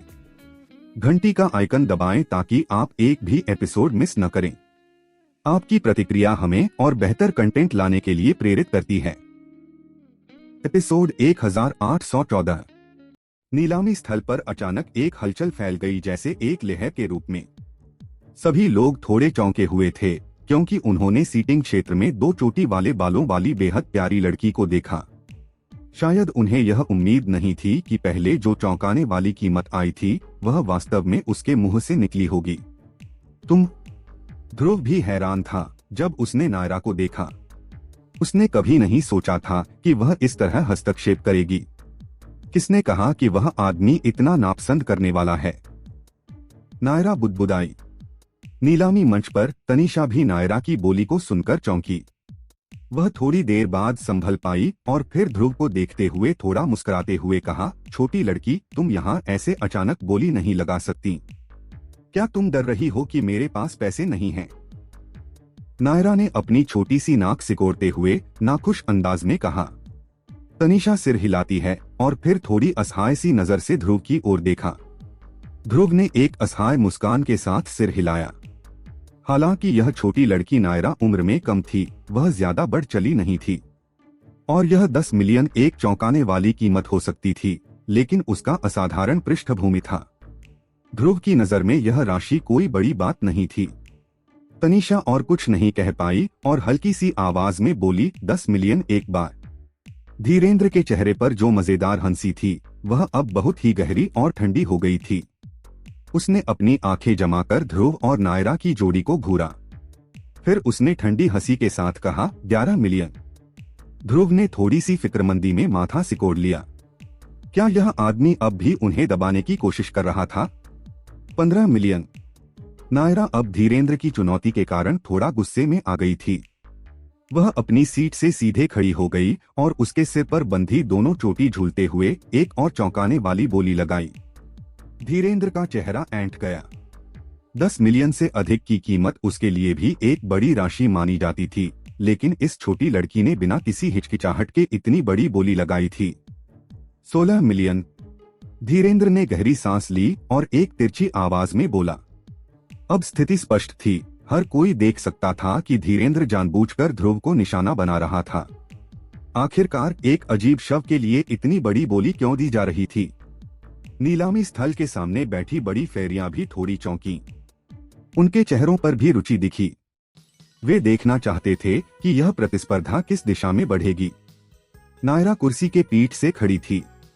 उसकी छोटी सी मुट्ठी ने अपनी आस्तीन को मोड़ा और उसकी बड़ी आंखें धीरेंद्र को घूरते हुए भयंकर नफरत से भरी हुई थीं। फिर उसने अपनी 2 उंगलियां बढ़ाई और उसकी स्पष्ट आवाज ने कई दिलों को थाम लिया। 20 मिलियन। धड़ाम। फिर से एक चौंकाने वाली हलचल फैल गई। कई लोगों की आंखें चौड़ी हो गईं और वे उस छोटी लड़की को देख रहे थे जिसने अपनी आस्तीन मोड़ते हुए कुर्सी के बैकरेस्ट पर कदम रखे थे। वे उसकी धाक महसूस कर रहे थे। क्या यह छोटी लड़की बहुत ज्यादा आक्रामक नहीं थी? 20 मिलियन परम जीव गोलियां। क्या उसे लगता था कि वह मूंगफली डाल रही है? धीरेंद्र का चेहरा इस ऊंची बोली के कारण कठोर हो गया था और उसके माथे पर पसीना भी आ गया था। उसका चेहरा काफी मजेदार लग रहा था। वह नहीं सोच सकता था कि उसकी यह कोशिश ध्रुव को परेशान करने की उल्टी पड़ जाएगी और वह इस समस्या में फंस जाएगा। जूनियर केव चीफ। धीरेंद्र के पास खड़ा काले कपड़े पहने हुआ बुजुर्ग जल्दी से चिल्लाया। उन्हें अभी भी अंतिम वस्तु के लिए प्रतिस्पर्धा करनी थी। इतनी बड़ी राशि खर्च करना और दूसरे से ज्यादा क्रूरता दिखाना सचमुच एक समझदारी नहीं थी। बोली बढ़ाओ, बोली बढ़ाओ। क्यों नहीं बढ़ाते? लेकिन नायरा ने सिर्फ अपनी छोटी कमर पर हाथ रखा और धीरेंद्र के चेहरे पर इस जरा सी घिनौनी नजर को देखकर उसे और उकसाया। उसकी खूबसूरती और उसकी किचकिचाती आवाज ने नीलामी स्थल को हंसी में बदल दिया और धीरेंद्र का चेहरा इस हंसी के बीच और भी तंग होता चला गया। तुम। धीरेंद्र की आंखों में गुस्सा फूट पड़ा। अपनी शांति के बावजूद इतनी सारी आंखों के सामने एक छोटी लड़की से अपमानित होने पर उसके चेहरे पर उबाल आ गया था। जूनियर केव चीफ, इसे सहन करें। गुस्सा मत करो। काले कपड़े वाले बुजुर्ग ने धीरेंद्र को जल्दी से रोक लिया और उसे समझाने की कोशिश की। धीरेंद्र का शरीर थोड़ा कांप गया। हालांकि उसकी आत्मनियंत्रण काफी अच्छी थी। अंत में उसने गहरी सांस ली और अपने गुस्से को दबाया। फिर उसने बैठकर कुछ नहीं कहा। उसका चेहरा अब बहुत ही दुखी हो गया था। नायरा ने धीरेंद्र को एक गहरी नजर से देखा, जो अब गुस्से में बैठ चुका था, और उसकी छोटी सी मुस्कान तुरंत उसके चेहरे पर खिल गई। फिर उसने अपनी आंखों को घुमाया और ध्रुव को एक हंसी का इशारा किया, जो कि हल्की और गहरी हंसी के साथ असहाय और दर्दीली मुस्कान में थे। ध्रुव को यह देखकर समझ नहीं आ रहा था कि क्या कहे। उसने कहा, अगर तुम पैसे रखती हो तो इसका इस्तेमाल इस तरह मत करो। नायरा ने उसे नजरअंदाज किया। उसकी छोटी सी मुस्कान ने पूरे चेहरे को एक संतुष्ट मुद्रा में बदल दिया। यह साफ था कि उसे बहुत खुशी हो रही थी क्योंकि उसने धीरेंद्र को हरा दिया था। तनीषा ने नीलामी मंच से इस तमाशे को देखा और हल्की मुस्कान के साथ मुस्कुराई। फिर उसने कहा, अगर अब कोई और बोली नहीं लगाता तो यह शव इस छोटी लड़की का होगा। इस बार कोई और बोली नहीं लगी। नायरा द्वारा बोली को बार बार बढ़ाए जाने के बाद उन बड़े गुटों को अपनी दौलत पर फिर से विचार करना पड़ा था। चूंकि कोई और बोली नहीं लगी, शव की नीलामी समाप्त हो गई। अगली नीलामी का आइटम भी अब लाई जा रही थी, लेकिन उसकी तरफ ज्यादा ध्यान नहीं दिया गया। अधिकांश आंखें अब उस छोटी लड़की नायरा की ओर थीं। बड़े गुटों ने भी अपनी नजरें उसकी ओर डालीं। यह शायद इस कारण था कि वे यह जानने की कोशिश कर रहे थे कि आखिरकार इस छोटी लड़की का असली पहचान क्या है, क्योंकि 20 मिलियन परम जीव गोलियां खर्च करना कोई सामान्य व्यक्ति का काम नहीं था। नीलामी जारी रही, लेकिन नायरा के हस्तक्षेप के बाद बाकी आइटम्स को 20 मिलियन तक कोई बोली नहीं मिली, हालांकि वे अच्छी बोली में बिके थे। इसने नीलामी के माहौल को थोड़ा कम कर दिया था। तनीषा इस पर असहाय थी। कौन जानता था कि यह छोटी लड़की इतनी हावी हो सकती है। ध्रुव ने भी देखा कि कोर स्पिरिचुअल बर्थ सिरम जो उसने बाद की नीलामी में रखा था, तनीषा के अनुसार इसकी कीमत लगभग 1 मिलियन थी। हालांकि अंतिम लेन देन मूल्य प्रत्येक बूंद के लिए लगभग 2 मिलियन 5 लाख परम जीव गोलियां था। इस प्रकार 5 बूंदों ने ध्रुव को लगभग 12 मिलियन परम जीव गोलियां दिलाए। यह वॉल्केनो फ्लेम एसेंस स्टोन्स को कवर करने के लिए पर्याप्त था। अगर आपको ये कहानी पसंद आ रही है तो हमारे चैनल मैजेस्टिक मर्मर्स को लाइक करें, शेयर करें और सब्सक्राइब करना न भूलें। घंटी का आइकन दबाएं ताकि आप एक भी एपिसोड मिस न करें। आपकी प्रतिक्रिया हमें और बेहतर कंटेंट लाने के लिए प्रेरित करती है। ध्रुव ने राहत की सांस ली जब कोर स्पिरिचुअल बर्थ सिरम सफलतापूर्वक नीलाम हो गया। वह आराम से अपनी कुर्सी की पीठ पर झुक गया और बाहरी दृष्टिकोण से बाद की नीलामियों को देखा। नीलामी स्थल का माहौल धीरे धीरे तनीषा के नियंत्रण में बढ़ने लगा, जैसे जैसे और भी दुर्लभ नीलामी आइटम मंच पर आ रहे थे। यह विशेष रूप से तब था जब एक निम्न श्रेणी का अनहद खजाना आया। नीलामी स्थल में बहुत से लोगों की आंखों में उत्तेजना दिखी। यह खजाना कुछ बड़े गुटों के पास था और यह एक सामान्य व्यक्ति के लिए प्राप्त करना संभव नहीं था, चाहे वह चाहे भी। यहाँ तक कि एक अनहद खजाना भी आया है। ध्रुव ने नीलामी मंच की ओर देखा। इस समय तनीषा एक गहरे लाल रंग के लंबे धनुष को पकड़े हुए थी। यह धनुष एक फीनिक्स के आकार में था और फीनिक्स के पंख फैलकर धनुष का रूप बना रहे थे। इसके ऊपर एक गर्म और जलती हुई तरंग थी। ऐसा लग रहा था जैसे कोई धनुष खींचते समय आग छोड़ सकता था। तनीषा के परिचय के आधार पर यह धनुष आयाम चरण वाला फीनिक्स धनुष था। यह एक वास्तविक निम्न श्रेणी का अनहद खजाना था और काफी शक्तिशाली था। बेशक यह काफी महंगा भी था। शुरुआत में इसकी बोली 10 मिलियन थी। यह स्पष्ट था कि केवल बड़े गुट ही इस वस्तु के लिए प्रतिस्पर्धा कर सकते थे। इसलिए जब कीमत घोषित की गई तो कई लोग निराश होकर सिर हिलाने लगे। हालांकि वहां मौजूद बड़े गुट वास्तव में आयाम चरण वाला फीनिक्स धनुष को हथियाने के लिए इच्छुक थे। इस पर लड़ाई पहले की तुलना में कहीं अधिक तीव्र हुई। कुछ ही मिनटों में आयाम चरण वाला फीनिक्स धनुष एक बड़े गुट सस्पेंडेड वैली द्वारा 27 मिलियन में प्राप्त कर लिया गया। ध्रुव ने चुपचाप सांस ली जब मुकाबला खत्म हुआ। वह भी आयाम चरण वाला फीनिक्स धनुष से आकर्षित हुआ था, लेकिन उसे यह समझ था कि वह इस समय इन बड़े गुटों के मुकाबले वित्तीय रूप से प्रतिस्पर्धा करने की स्थिति में नहीं था। हालांकि उसके पास नायरा जैसी एक रहस्यमयी और विशाल संपत्ति वाली व्यक्ति बगल में बैठी थी, लेकिन यह स्पष्ट था कि ध्रुव उससे अपनी ओर से बोली लगाने के लिए नहीं कहेगा। अगला हमारा अंतिम मुख्य नीलामी आइटम होगा। मंच पर तनीषा ने एक आकर्षक मुस्कान के साथ कहा, जब पहले की हलचल थोड़ी शांत हो गई थी। उनके शब्दों के बाद ध्रुव की तीव्र इंद्रियां यह महसूस कर रही थीं कि सामने बैठे बड़े गुट अचानक से अपनी पीठ को सीधा कर रहे थे। लगता है कि ये सभी इस चीज के पीछे हैं, ध्रुव ने थोड़ी सी चिंता के साथ कहा। स्थिति को देखकर यह स्पष्ट था कि ये लोग इसके लिए तैयार होकर आए थे। इससे वह थोड़ा जिज्ञासु हो गया था। आखिरकार ऐसी कौन सी चीज थी जो इन सभी लोगों को आकर्षित कर रही थी। अगला आइटम एक गुफा है जिसे एक पुनर्जन्म रैंक विशेषज्ञ द्वारा छोड़ा गया था, ऐसा कहा जाता है। मुझे यकीन है कि आप सभी इसकी मूल्य को स्पष्ट रूप से समझते होंगे। तनीषा की आवाज सुनते ही नीलामी स्थल का माहौल पूरी तरह से विस्फोटित हो गया। एक गहरी हलचल फैल गई, जैसे एक सुनामी की लहर। अनगिनत लोग अचानक खड़े हो गए और उनकी आंखों में पागलपन दिख रहा था। तनीषा को इस विस्फोटक माहौल से कोई आश्चर्य नहीं हुआ। उसने तुरंत अपनी मुट्ठी को कस लिया और चांदी की रोशनी चमकने लगी। अंत में 1 फुट लंबा चांदी का टॉवर अचानक प्रकट हुआ। जैसे ही यह चांदी का टॉवर दिखाई दिया, एक प्राचीन और अत्यधिक उग्र और हिंसक तरंग फैल गई। उसके साथ ही गूंजने जैसी एक ध्वनि सुनाई दी, जो जैसे बिजली के गड़गड़ाहट की आवाज हो। ध्रुव की आंखें भी तेजी से उस चांदी के टॉवर की ओर मुड़ी जिसे तनीषा ने अपने हाथों में पकड़ा था। अगले ही क्षण उसने महसूस किया कि उसके शरीर में स्थित विनाशक प्राचीन निशान तेजी से कांपने लगा था।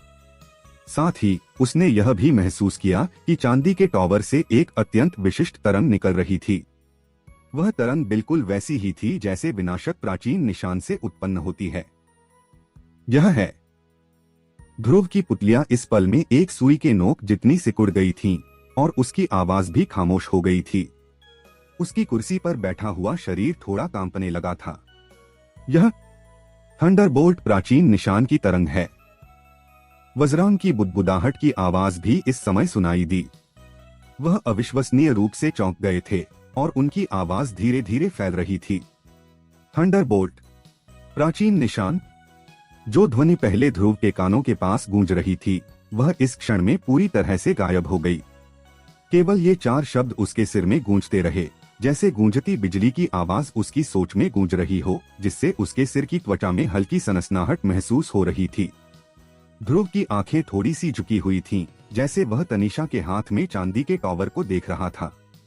उसने कभी कल्पना नहीं की थी कि इतने सालों तक खोजने के बाद उसे इस जगह पर एक प्राचीन निशान का एहसास होगा।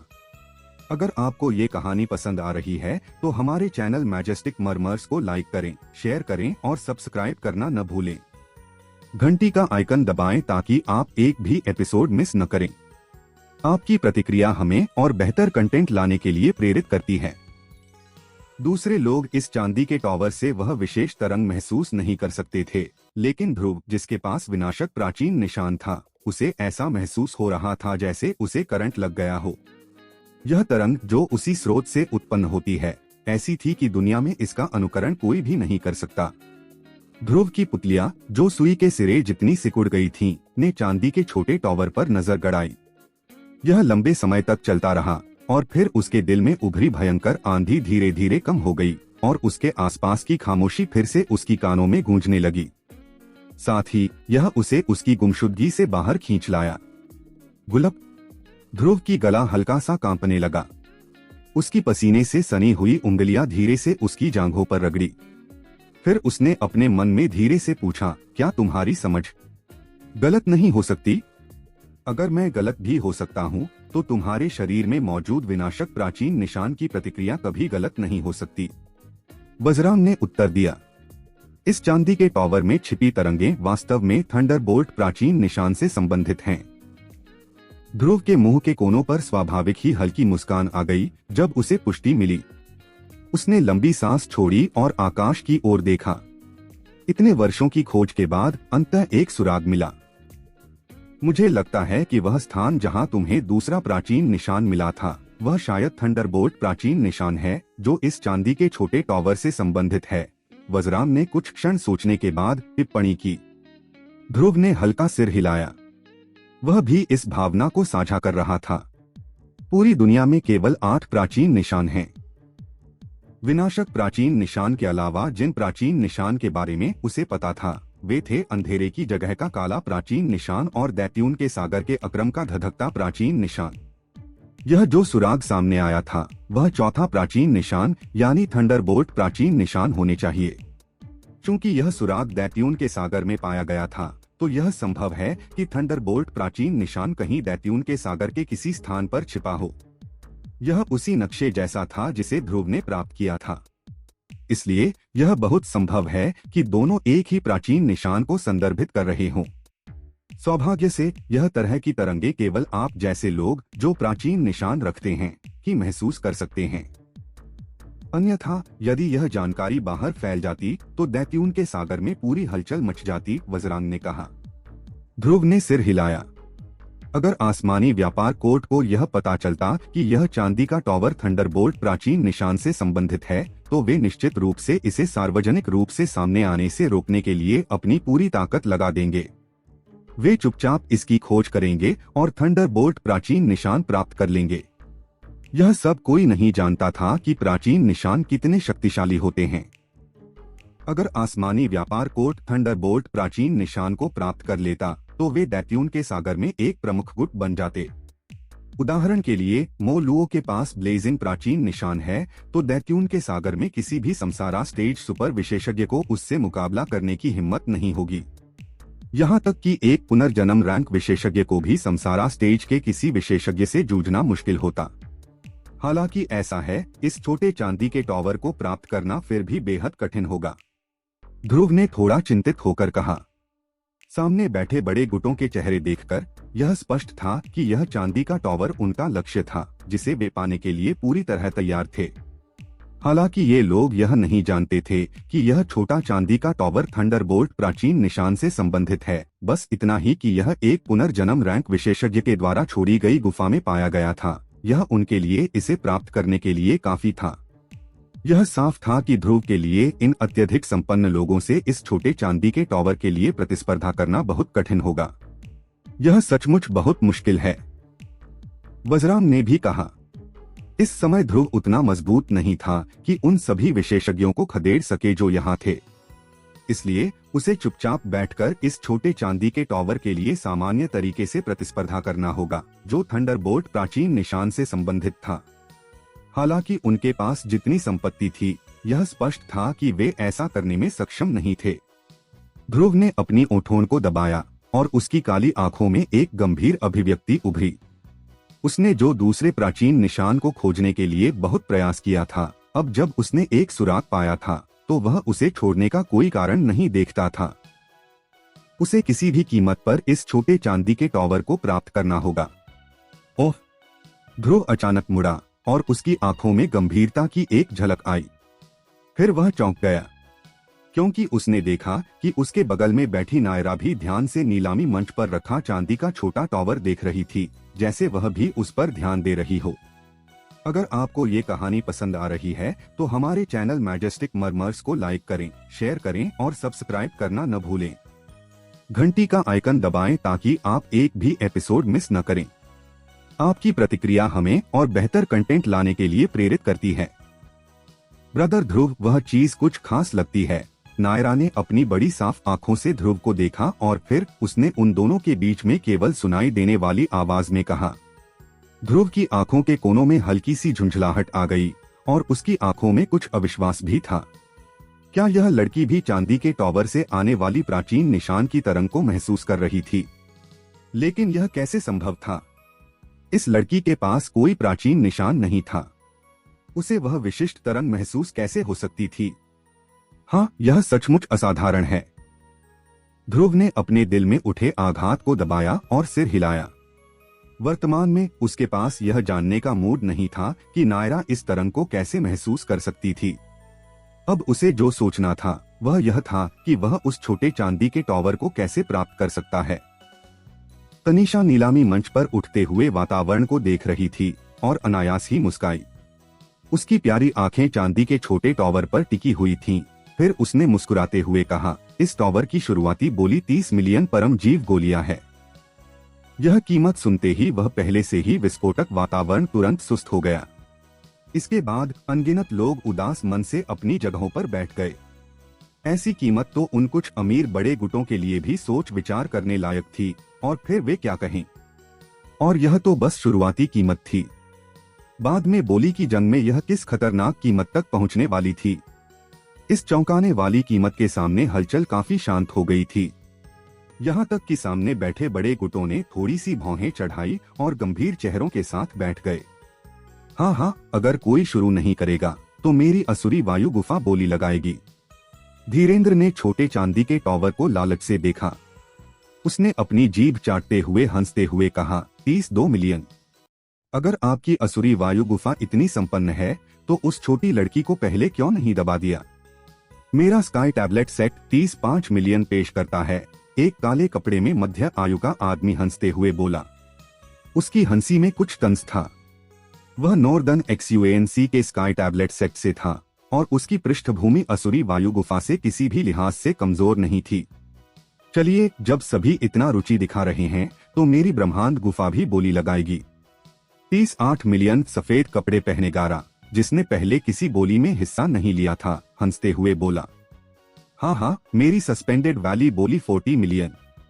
शुरू हो गया है। ध्रुव ने अपनी सीट के बैकरेस्ट पर सिर टिकाया और बिना चेतावनी के शुरू हुई इस बोली युद्ध को देखा। उसकी दोनों आंखें धीरे धीरे सिकुड़ गईं। ऐसी कीमत ने उसे शुरू से ही प्रतियोगिता से बाहर कर दिया था। स्पष्ट रूप से वह पहले ही इन बड़े गुटों के मुकाबले प्रतियोगिता में भाग लेने के लिए अयोग्य हो चुका था। इस प्रतियोगिता में भाग मत लो। ध्रुव ने अपना सिर घुमाया, नायरा को देखा और सिर हिलाया। यह छोटी लड़की तो लगता है कि कोशिश करने की सोच रही थी। क्यों? नायरा ने आश्चर्यचकित होकर पूछा। वह समझ सकती थी कि ध्रुव भी उस छोटे टॉवर में काफी रुचि रखता था। यह सोचो कि क्या तुम उन लोगों से ज्यादा बोली लगा सकती हो? भले ही तुम ऐसा कर सको, क्या हम अपनी ताकत से इसे सही तरीके से ले जा पाएंगे? ध्रुव ने धीरे से पूछा। नायरा चौंकी। हालांकि वह कुछ हद तक नाखुश महसूस कर रही थी, उसने फिर भी सिर हिलाया। वह कभी कभी थोड़ी शरारती हो सकती थी, लेकिन वह मूर्ख नहीं थी। उसे साफ समझ में आ गया था कि भले ही वह इस छोटे चांदी के टॉवर को लाखों जलन भरी आंखों के सामने खरीद भी ले, उसे सुरक्षित रूप से ले जाना एक बेहद कठिन काम होगा। यह सिर्फ उनके लिए नहीं था, यह वही स्थिति उन बड़े गुटों के लिए भी थी जो इसके लिए प्रतिस्पर्धा कर रहे थे। जिन गुटों ने उसे हराया था वे भी आसानी से हार मानने वाले नहीं थे। यह नीलामी बस इस छोटे चांदी के टॉवर के लिए प्रतियोगिता का पहला दौर था। हो, ध्रुव ने हल्की सी सांस छोड़ी। उसकी ठंडी आंखें सामने हो रही बढ़ती हुई प्रतिस्पर्धा को देख रही थीं। चूंकि वह इस छोटे चांदी के टॉवर को सही तरीके से प्राप्त नहीं कर सकता था, अब उसे सिर्फ असामान्य तरीके से ही इसे प्राप्त करने का रास्ता सोचना था। किसी भी हालत में उसे इस छोटे चांदी के टॉवर को प्राप्त करना ही होगा। एपिसोड 1815। 51 million, 52 million. ध्रुव ने देखा कि कैसे विभिन्न बड़े गुट लगातार बोली लगा रहे थे। वर्तमान में बोली पहले ही काफी गर्म हो चुकी थी। 50 मिलियन की कीमत उनके लिए भी एक बड़ी रकम मानी जा रही थी। इसलिए जब बोली 55 मिलियन तक बढ़ी तो आखिरकार कुछ बड़े गुटों ने अपनी सीटों पर बैठकर नाखुशी जताई। हालांकि उनके गहरे चेहरों से यह साफ था कि वे इस छोटे चांदी के टॉवर को आसानी से छोड़ने वाले नहीं थे। ऐसा लगता था कि सभी को यह समझ में आ गया था कि नीलामी मैदान में यह प्रतिस्पर्धा वास्तव में छोटे चांदी के टॉवर को प्राप्त करने के लिए नहीं थी। सबसे ज्यादा यह केवल एक फायदा हासिल करने का मौका देगा। ध्रुव ने नीलामी क्षेत्र का निरीक्षण किया। वर्तमान में केवल 3 बड़े गुट अभी भी बोली लगा रहे थे। वे थे असुरी वायु गुफा, ब्रह्मांड गुफा और ब्रह्म दानव दल। यह स्पष्ट था कि इनमें से कोई भी गुट इसे छोड़ने के लिए तैयार नहीं था। काफी महंगी कीमत के बाद बोली अंततः 61 मिलियन पर स्थिर हो गई थी और यह आखिरी बोली असुरी वायु गुफा ने लगाई थी। वे सचमुच अमीर हैं। ध्रुव ने हल्की मुस्कान के साथ असुरी वायु गुफा को देखा, जिसने कई प्रतियोगियों के बीच सफलता प्राप्त की थी। उसकी आंखों में एक चंचल अभिव्यक्ति थी। हाँ, भाई धीरेन्द्र सच में बहुत उदार लग रहे हैं। यह छोटा चांदी का टॉवर किसी पुनर्जन्म रैंक विशेषज्ञ के गुफा निवास से संबंधित हो सकता है, लेकिन यह पूरी तरह से प्रमाणित नहीं हुआ है। फिर भी आप इसे खरीदने के लिए इतनी बड़ी कीमत खर्च कर रहे हैं, कितना साहसी है। गारा ने मुंह चबाते हुए हंसी में कहा, आपकी याद दहानी के लिए धन्यवाद भाई गारा। हालांकि मुझे लगता है कि यह वस्तु अपनी कीमत के लायक है। धीरेन्द्र ने एक दिखावटी मुस्कान के साथ कहा। उसके दिल में कुछ गुस्सा था। अगर गारा के साथ अंतिम लड़ाई नहीं होती तो कीमत इतनी नहीं बढ़ती। गारा हंसी में कहते हुए कहा, अगर ऐसा है तो मैं भाई धीरेन्द्र को बधाई देता हूँ। हालांकि मैं सच में आशा करता हूँ कि आप इसे असुरी वायु गुफा में सफलतापूर्वक ले जा पाएंगे। गारा की मुस्कान थोड़ी अजीब थी जब उसने ये शब्द कहे। साथ ही बाकी बड़े गुटों के चेहरों पर भी तिरछी मुस्कान थी। वे अपने कुर्सी के पीछे आराम से झुके थे और अपनी आंखें थोड़ी सी नीचे कर दी थीं। फिर भी उनकी आंखों में एक ठंडी चमक थी। धीरेन्द्र को जाहिर तौर पर इन अजीब निगाहों का एहसास हुआ। उसने तुरंत ठंडी हंसी में जवाब दिया, तो फिर देखते हैं। तनीषा ने नीलामी मंच पर यह बड़ी बोली युद्ध समाप्त होते हुए देखा। उसने मीठी मुस्कान के साथ कहा, चूंकि अब कोई उच्च बोली नहीं लगा रहा, यह छोटा चांदी का टॉवर 61 मिलियन परम जीव गोलियों में असुरी वायु गुफा के पास जाएगा। इस समय पूरे नीलामी मैदान में हलचल सुनाई दी। हालांकि अजीब बात यह थी कि कई लोगों के चेहरों पर कुछ असामान्य अभिव्यक्तियां थीं। उनकी निगाहें एक दूसरे से मिल रही थीं और उनकी आंखों में लालच गहरी थी। चलो, नीलामी खत्म हो गई। ध्रुव ने धीरेन्द्र को मुस्कुराते हुए देखा, फिर नायरा से कहा। हाँ, नायरा ने सिर हिलाया। उसने भी समझ लिया था कि भले ही नीलामी खत्म हो गई हो, असली मजा तो अभी शुरू होने वाला था। यह संभव है कि असुरी वायु गुफा के लोग अगले कुछ दिनों में सिरदर्द का सामना करें। ध्रुव ने नायरा को लेकर आसमानी व्यापार कोर्ट में प्रवेश किया। वह नीलामी से प्राप्त वस्तुएं प्राप्त करना चाहता था। ध्रुव और नायरा को एक महिला सेविका द्वारा एक वीआईपी कमरे में ले जाया गया, जहां वे कुछ देर तक इंतजार करते रहे। अंततः उन्होंने तनीषा को अपनी ओर बढ़ते हुए देखा। भाई ध्रुव, आपने नीलामी में जो कोर स्पिरिचुअल बर्थ सिरम प्राप्त किया, उसकी कुल कीमत 12 मिलियन 5 लाख परम जीव गोलियां बनी।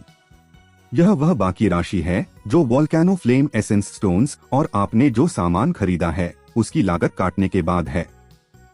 तनीषा मुस्कुराते हुए एक पुतली ध्रुव को सौंपते हुए बोली, लाश को छोड़कर आपने जो भी खरीदा है वह सब इसके अंदर है। मिस तनीषा, आपने कष्ट दिया। ध्रुव ने सिर हिलाया। फिर उसने अपनी बगल में खड़ी नायरा को देखा।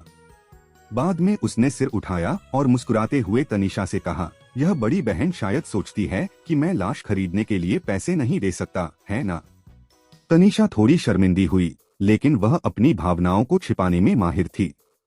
उसने अपनी नाजुक अंगुली से नायरा के चिकने चेहरे को छुआ और मुस्कुराते हुए कहा, लाश महंगी हो सकती है, लेकिन इतनी भी महंगी नहीं कि बड़ी बहन को दर्द हो।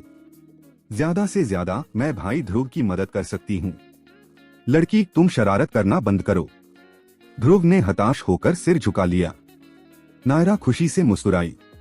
उसने अपना छोटा हाथ लहराया और एक पुतली प्रकट किया, जो बाद में तनीषा को सौंपा। ठीक है, 20 मिलियन परमजीव गोलियां सब इसके अंदर हैं। तनीषा ने उसे प्राप्त किया और बिना सामग्री चेक किए इसे अपनी बगल की महिला सेविका को सौंप दिया। कुछ लोग आकर कांच की ताबूत को ले आए। ध्रुव ने कांच की ताबूत के अंदर लाश को देखा और उसकी आंखों में उत्तेजना चमकी। फिर उसने धीरे धीरे कदम बढ़ाया और कांच की ताबूत को छुआ। वह हल्की सी विनाशक शक्तियां की तरंग को महसूस कर सकता था जो लाश से निकल रही थी। भाई ध्रुव, यह लाश कुछ अजीब है। जो भी ऊर्जा इसके पास जाती है वह अजीब तरीके से गायब हो जाती है। अगर आप इससे कुछ करने का सोच रहे हैं तो सावधान रहें। तनीषा ने किनारे से चेतावनी दी। अगर आपको ये कहानी पसंद आ रही है तो हमारे चैनल मैजेस्टिक मर्मर्स को लाइक करें, शेयर करें और सब्सक्राइब करना न भूलें।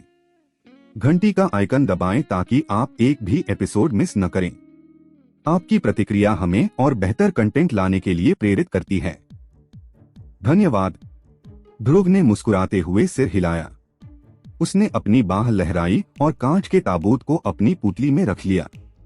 उसके शरीर में विनाशक प्राचीन निशान था, इसलिए उसे आसमानी विनाशक लाश के किसी अजीब हरकत के बारे में चिंता करने की जरूरत नहीं थी। ऐसा लगता है कि भाई ध्रुव को इस लाश के बारे में कुछ समझ है। तनीषा की प्यारी आंखों में चमक आई और उसने धीरे से पूछा, वह ज्यादा नहीं। ध्रुव ने स्पष्ट तरीके से जवाब दिया। सौभाग्य से यह आसमानी विनाशक लाश बहुत दुर्लभ था। अगर वजरान न होते तो शायद वह भी नहीं जान पाता कि यह वस्तु असल में विनाशक प्राचीन निशान से बनी है।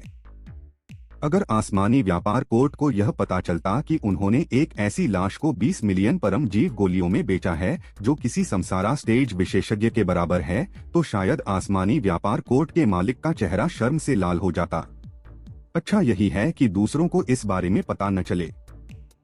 तनीषा यह समझ चुकी थी कि ध्रुव सवाल से बचने के कारण कुछ नहीं बताना चाहता था। उसने बस मुस्कुराते हुए जवाब दिया।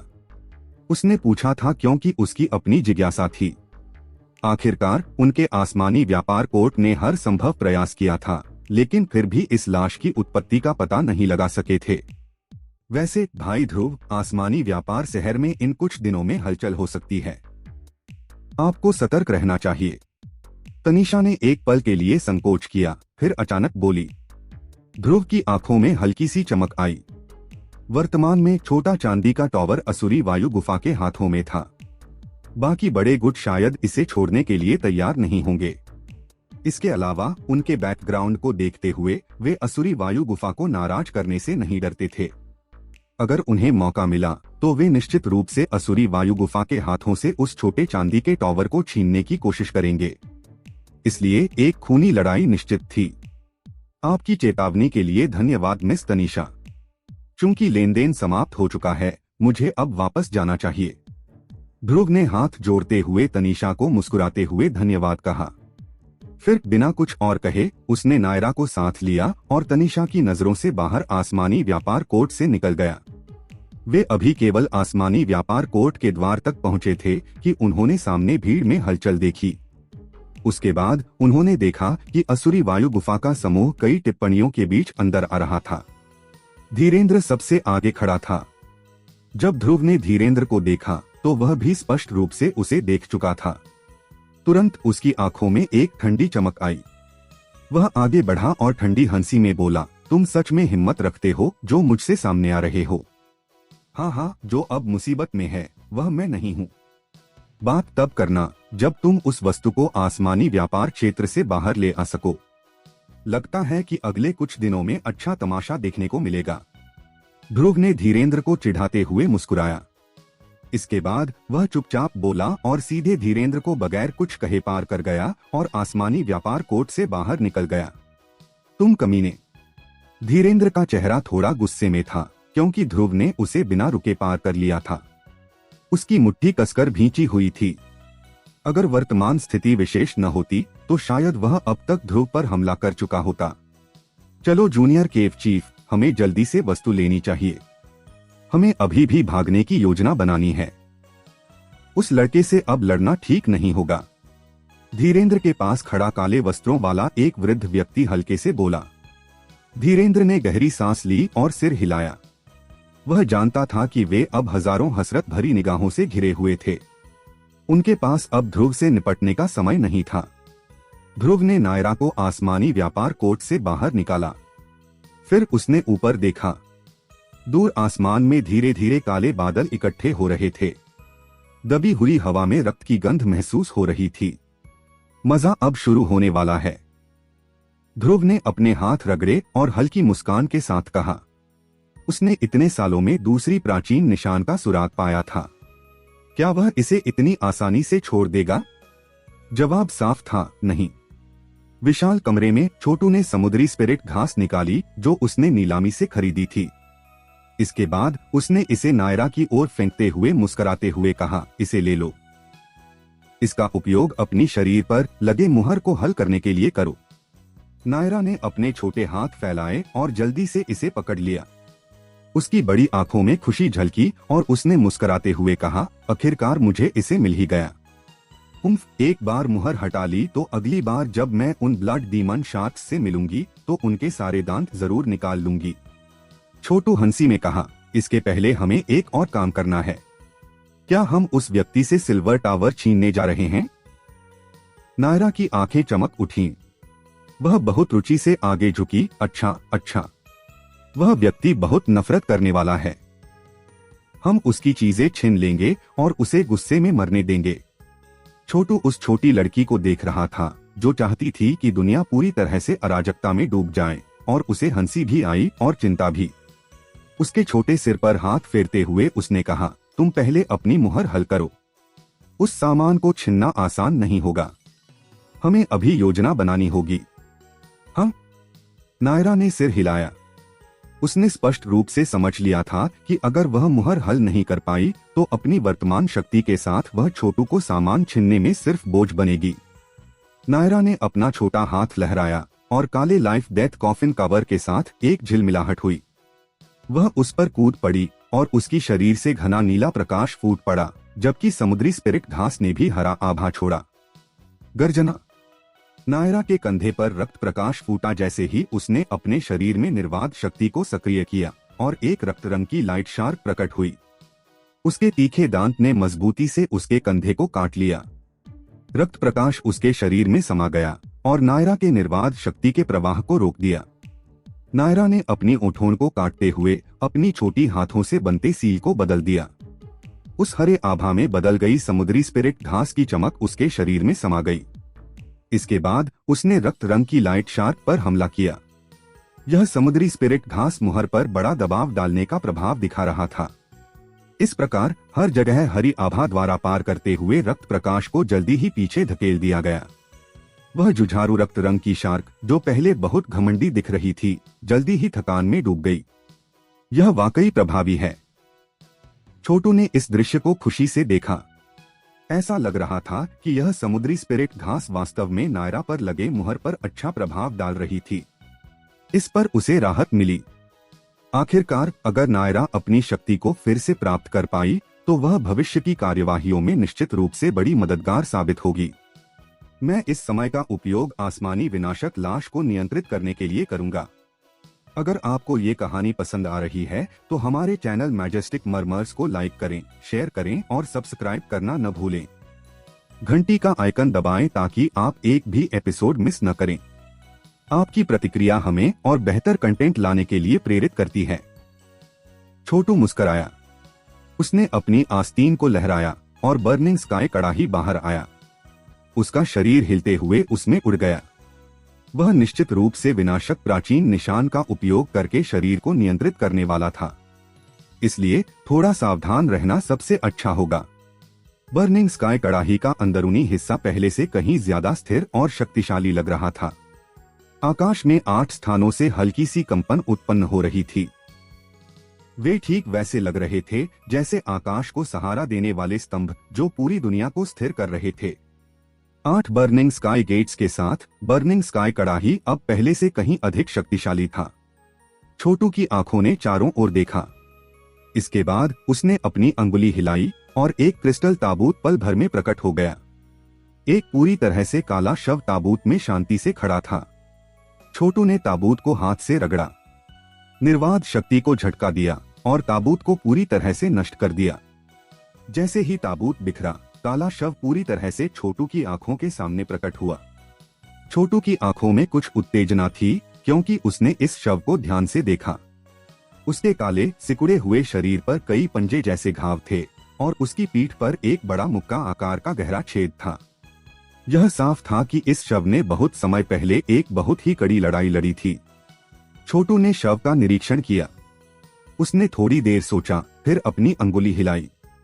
एक प्रचंड निर्वाद शक्ति का स्तंभ निकला और निर्दयता से शव के शरीर पर वार किया। हालांकि उस शव ने इस हमले का कोई असर नहीं दिखाया। केवल जब निर्वाद शक्ति बल उसके शरीर पर पड़ा तो उस काले सतह से काली रोशनी निकलने लगी और छोटू के निर्वाद शक्ति हमले को पल भर में घुला दिया। यह वास्तव में विनाशक शक्तियां है, छोटू ने धीरे से खुद से कहा। वह विनाशक शक्तियां से पूरी तरह परिचित था, इसलिए वह स्पष्ट रूप से समझ सकता था कि जैसे ही उसकी निर्बाध शक्ति शव से संपर्क करती, वह विनाशक शक्तियां द्वारा उसे चूस लिया जा रहा था। वज्रांग, मुझे इसे कैसे नियंत्रित करना चाहिए? छोटू ने अपने मन में पूछा। हालांकि वह अब विनाशक प्राचीन निशान का मालिक था, वह स्पष्ट रूप से उस समय के डिवावरिंग मास्टर की तरह इसे उतनी भयंकरता से इस्तेमाल करने में सक्षम नहीं था। अपने मन को विनाशक प्राचीन निशान में डुबो दो और विनाशक शक्तियां को उसके शरीर में घुमा दो। फिर तुम्हें बस एक डिवावरिंग सील बनानी होगी, वज्रांग ने उत्तर दिया। छोटू ने यह सुनकर सिर हिलाया। उसने अपना हाथ बढ़ाया और काली रोशनी उसमें इकट्ठी हो गई। इसके बाद वह एक प्रकाशवृत्त में बदल गई। फिर उसने अपनी अंगुली आगे बढ़ाई और शव के सीने को हल्के से छुआ। बस जैसे ही छोटू की अंगुली आसमानी विनाशक लाश को छूती है, एक और काले प्रकाश की लहर फैल गई। हालांकि जब विनाशक शक्तियां से भरी रोशनी छोटू की अंगुली से छूती है तो वह विनाशक शक्तियां द्वारा रोक दी जाती है जो उसके नोक पर लटकी थी। छी! 2 विनाशक शक्तियां के गुच्छे आपस में मिल गए। इसके बाद छोटू ने महसूस किया कि उसका मन बिना किसी परेशानी के आसमानी विनाशक लाश के शरीर में प्रवेश कर गया। जैसे ही छोटू के आंखों के सामने दृश्य बदलते हैं, वह पाता है कि वह एक विशाल तारा रहित आकाश में है। यह अप्रत्याशित परिवर्तन छोटू को थोड़ा चौंका देता है, हालांकि वह जल्दी से संभल जाता है। यह शायद उस व्यक्ति द्वारा छोड़ी गई मानसिक छवि थी जो इस शव के शरीर में बसी हुई थी। छोटू इस तारे रहित आकाश में खड़ा था। अचानक उसे कुछ महसूस हुआ और उसने जल्दी से सिर उठाया। उसकी आंखें अचानक सिकुड़ गईं क्योंकि उसने अपने सिर के ऊपर की ओर देखा। ऐसा लगा जैसे 10 मिलियन फीट लंबा काला दरार उसके दृश्य में सामने आया। यह दरार आकाश में एक खाई की तरह दिख रही थी। अंधेरे के अंत में एक अद्वितीय दुष्ट आभा थी। स्वूश! जैसे ही वह दरार प्रकट हुई, दूर से एक तेज हवा की आवाज आई। एक काला प्रकाश में पूरी तरह लिपटा हुआ आकृति हवा पर कदम रखता हुआ आ रहा था। उसके चारों ओर काले छेद जैसे प्रतीत हो रहे थे और अनगिनत काले प्रकाश के वर्तुल बन रहे थे और गायब हो रहे थे। दूर से वह आकृति जैसे काले छेदों का रचनाकार प्रतीत हो रही थी। समाजों के बीच एक दरार। काले प्रकाश से घिरी आकृति ने उस अप्रत्यक्ष रूप से विशाल काले दरार को देखा। ऐसा प्रतीत हो रहा था कि एक गहरी और धीमी आवाज धीरे धीरे गूंज रही थी। छोटू ने काले प्रकाश में लिपटे आकृति को देखा। उस आकृति से फैलने वाली विनाशक शक्तियां ने छोटू को उसकी पहचान का एहसास दिलाया। वह था डिवावरिंग मास्टर। डिवावरिंग मास्टर के पीछे एक पूरी तरह से शांत व्यक्ति खड़ा था। यदि कोई ध्यान से देखे तो यह आश्चर्यजनक रूप से वही आसमानी विनाशक लाश था जिसे छोटू ने प्राप्त किया था। मुझे देखना है कि तुम क्या हो, अगर आपको ये कहानी पसंद आ रही है तो हमारे चैनल मैजेस्टिक मर्मर्स को लाइक करें, शेयर करें और सब्सक्राइब करना न भूलें। घंटी का आइकन दबाएं ताकि आप एक भी एपिसोड मिस न करें। आपकी प्रतिक्रिया हमें और बेहतर कंटेंट लाने के लिए प्रेरित करती है।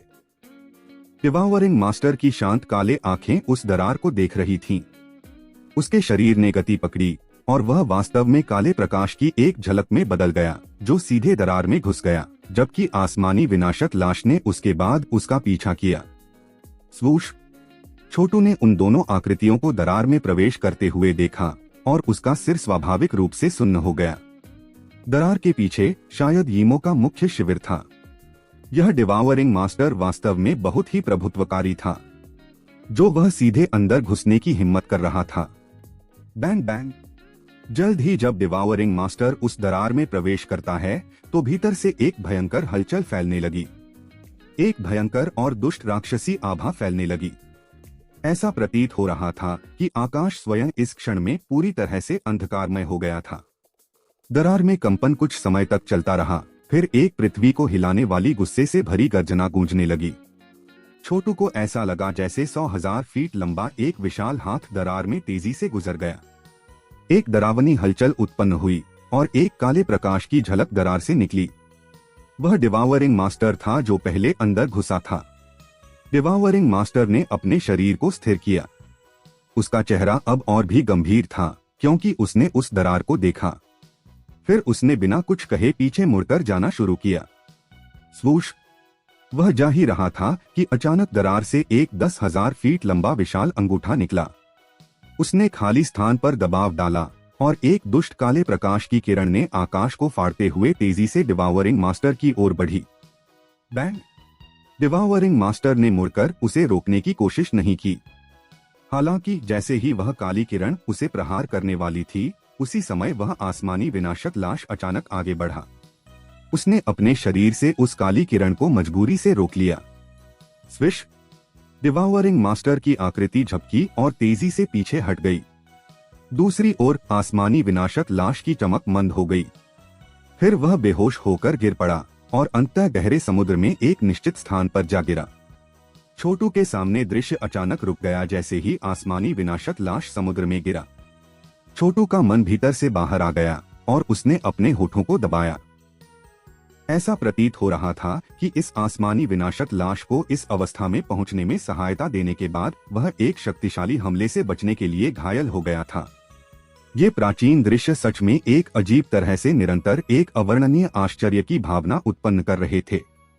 छोटू ने हल्के से आ भरी। उसकी काले प्रकाश से भरी अंगुली ने आसमानी विनाशक लाश के माथे से एक रेखा खींची। एक काला चिन्ह उसके माथे पर प्रकट हुआ, फिर धीरे धीरे मिट गया। जैसे ही वह चिन्ह बना, छोटू ने स्पष्ट रूप से महसूस किया कि वह अब उस आसमानी विनाशक लाश को नियंत्रित करने की क्षमता रखता था। अगर आपको ये कहानी पसंद आ रही है तो हमारे चैनल मजेस्टिक मर्मर्स को लाइक करें, शेयर करें और सब्सक्राइब करना न भूलें। घंटी का आइकन दबाएं ताकि आप एक भी एपिसोड मिस न करें। आपकी प्रतिक्रिया हमें और बेहतर कंटेंट लाने के लिए प्रेरित करती है।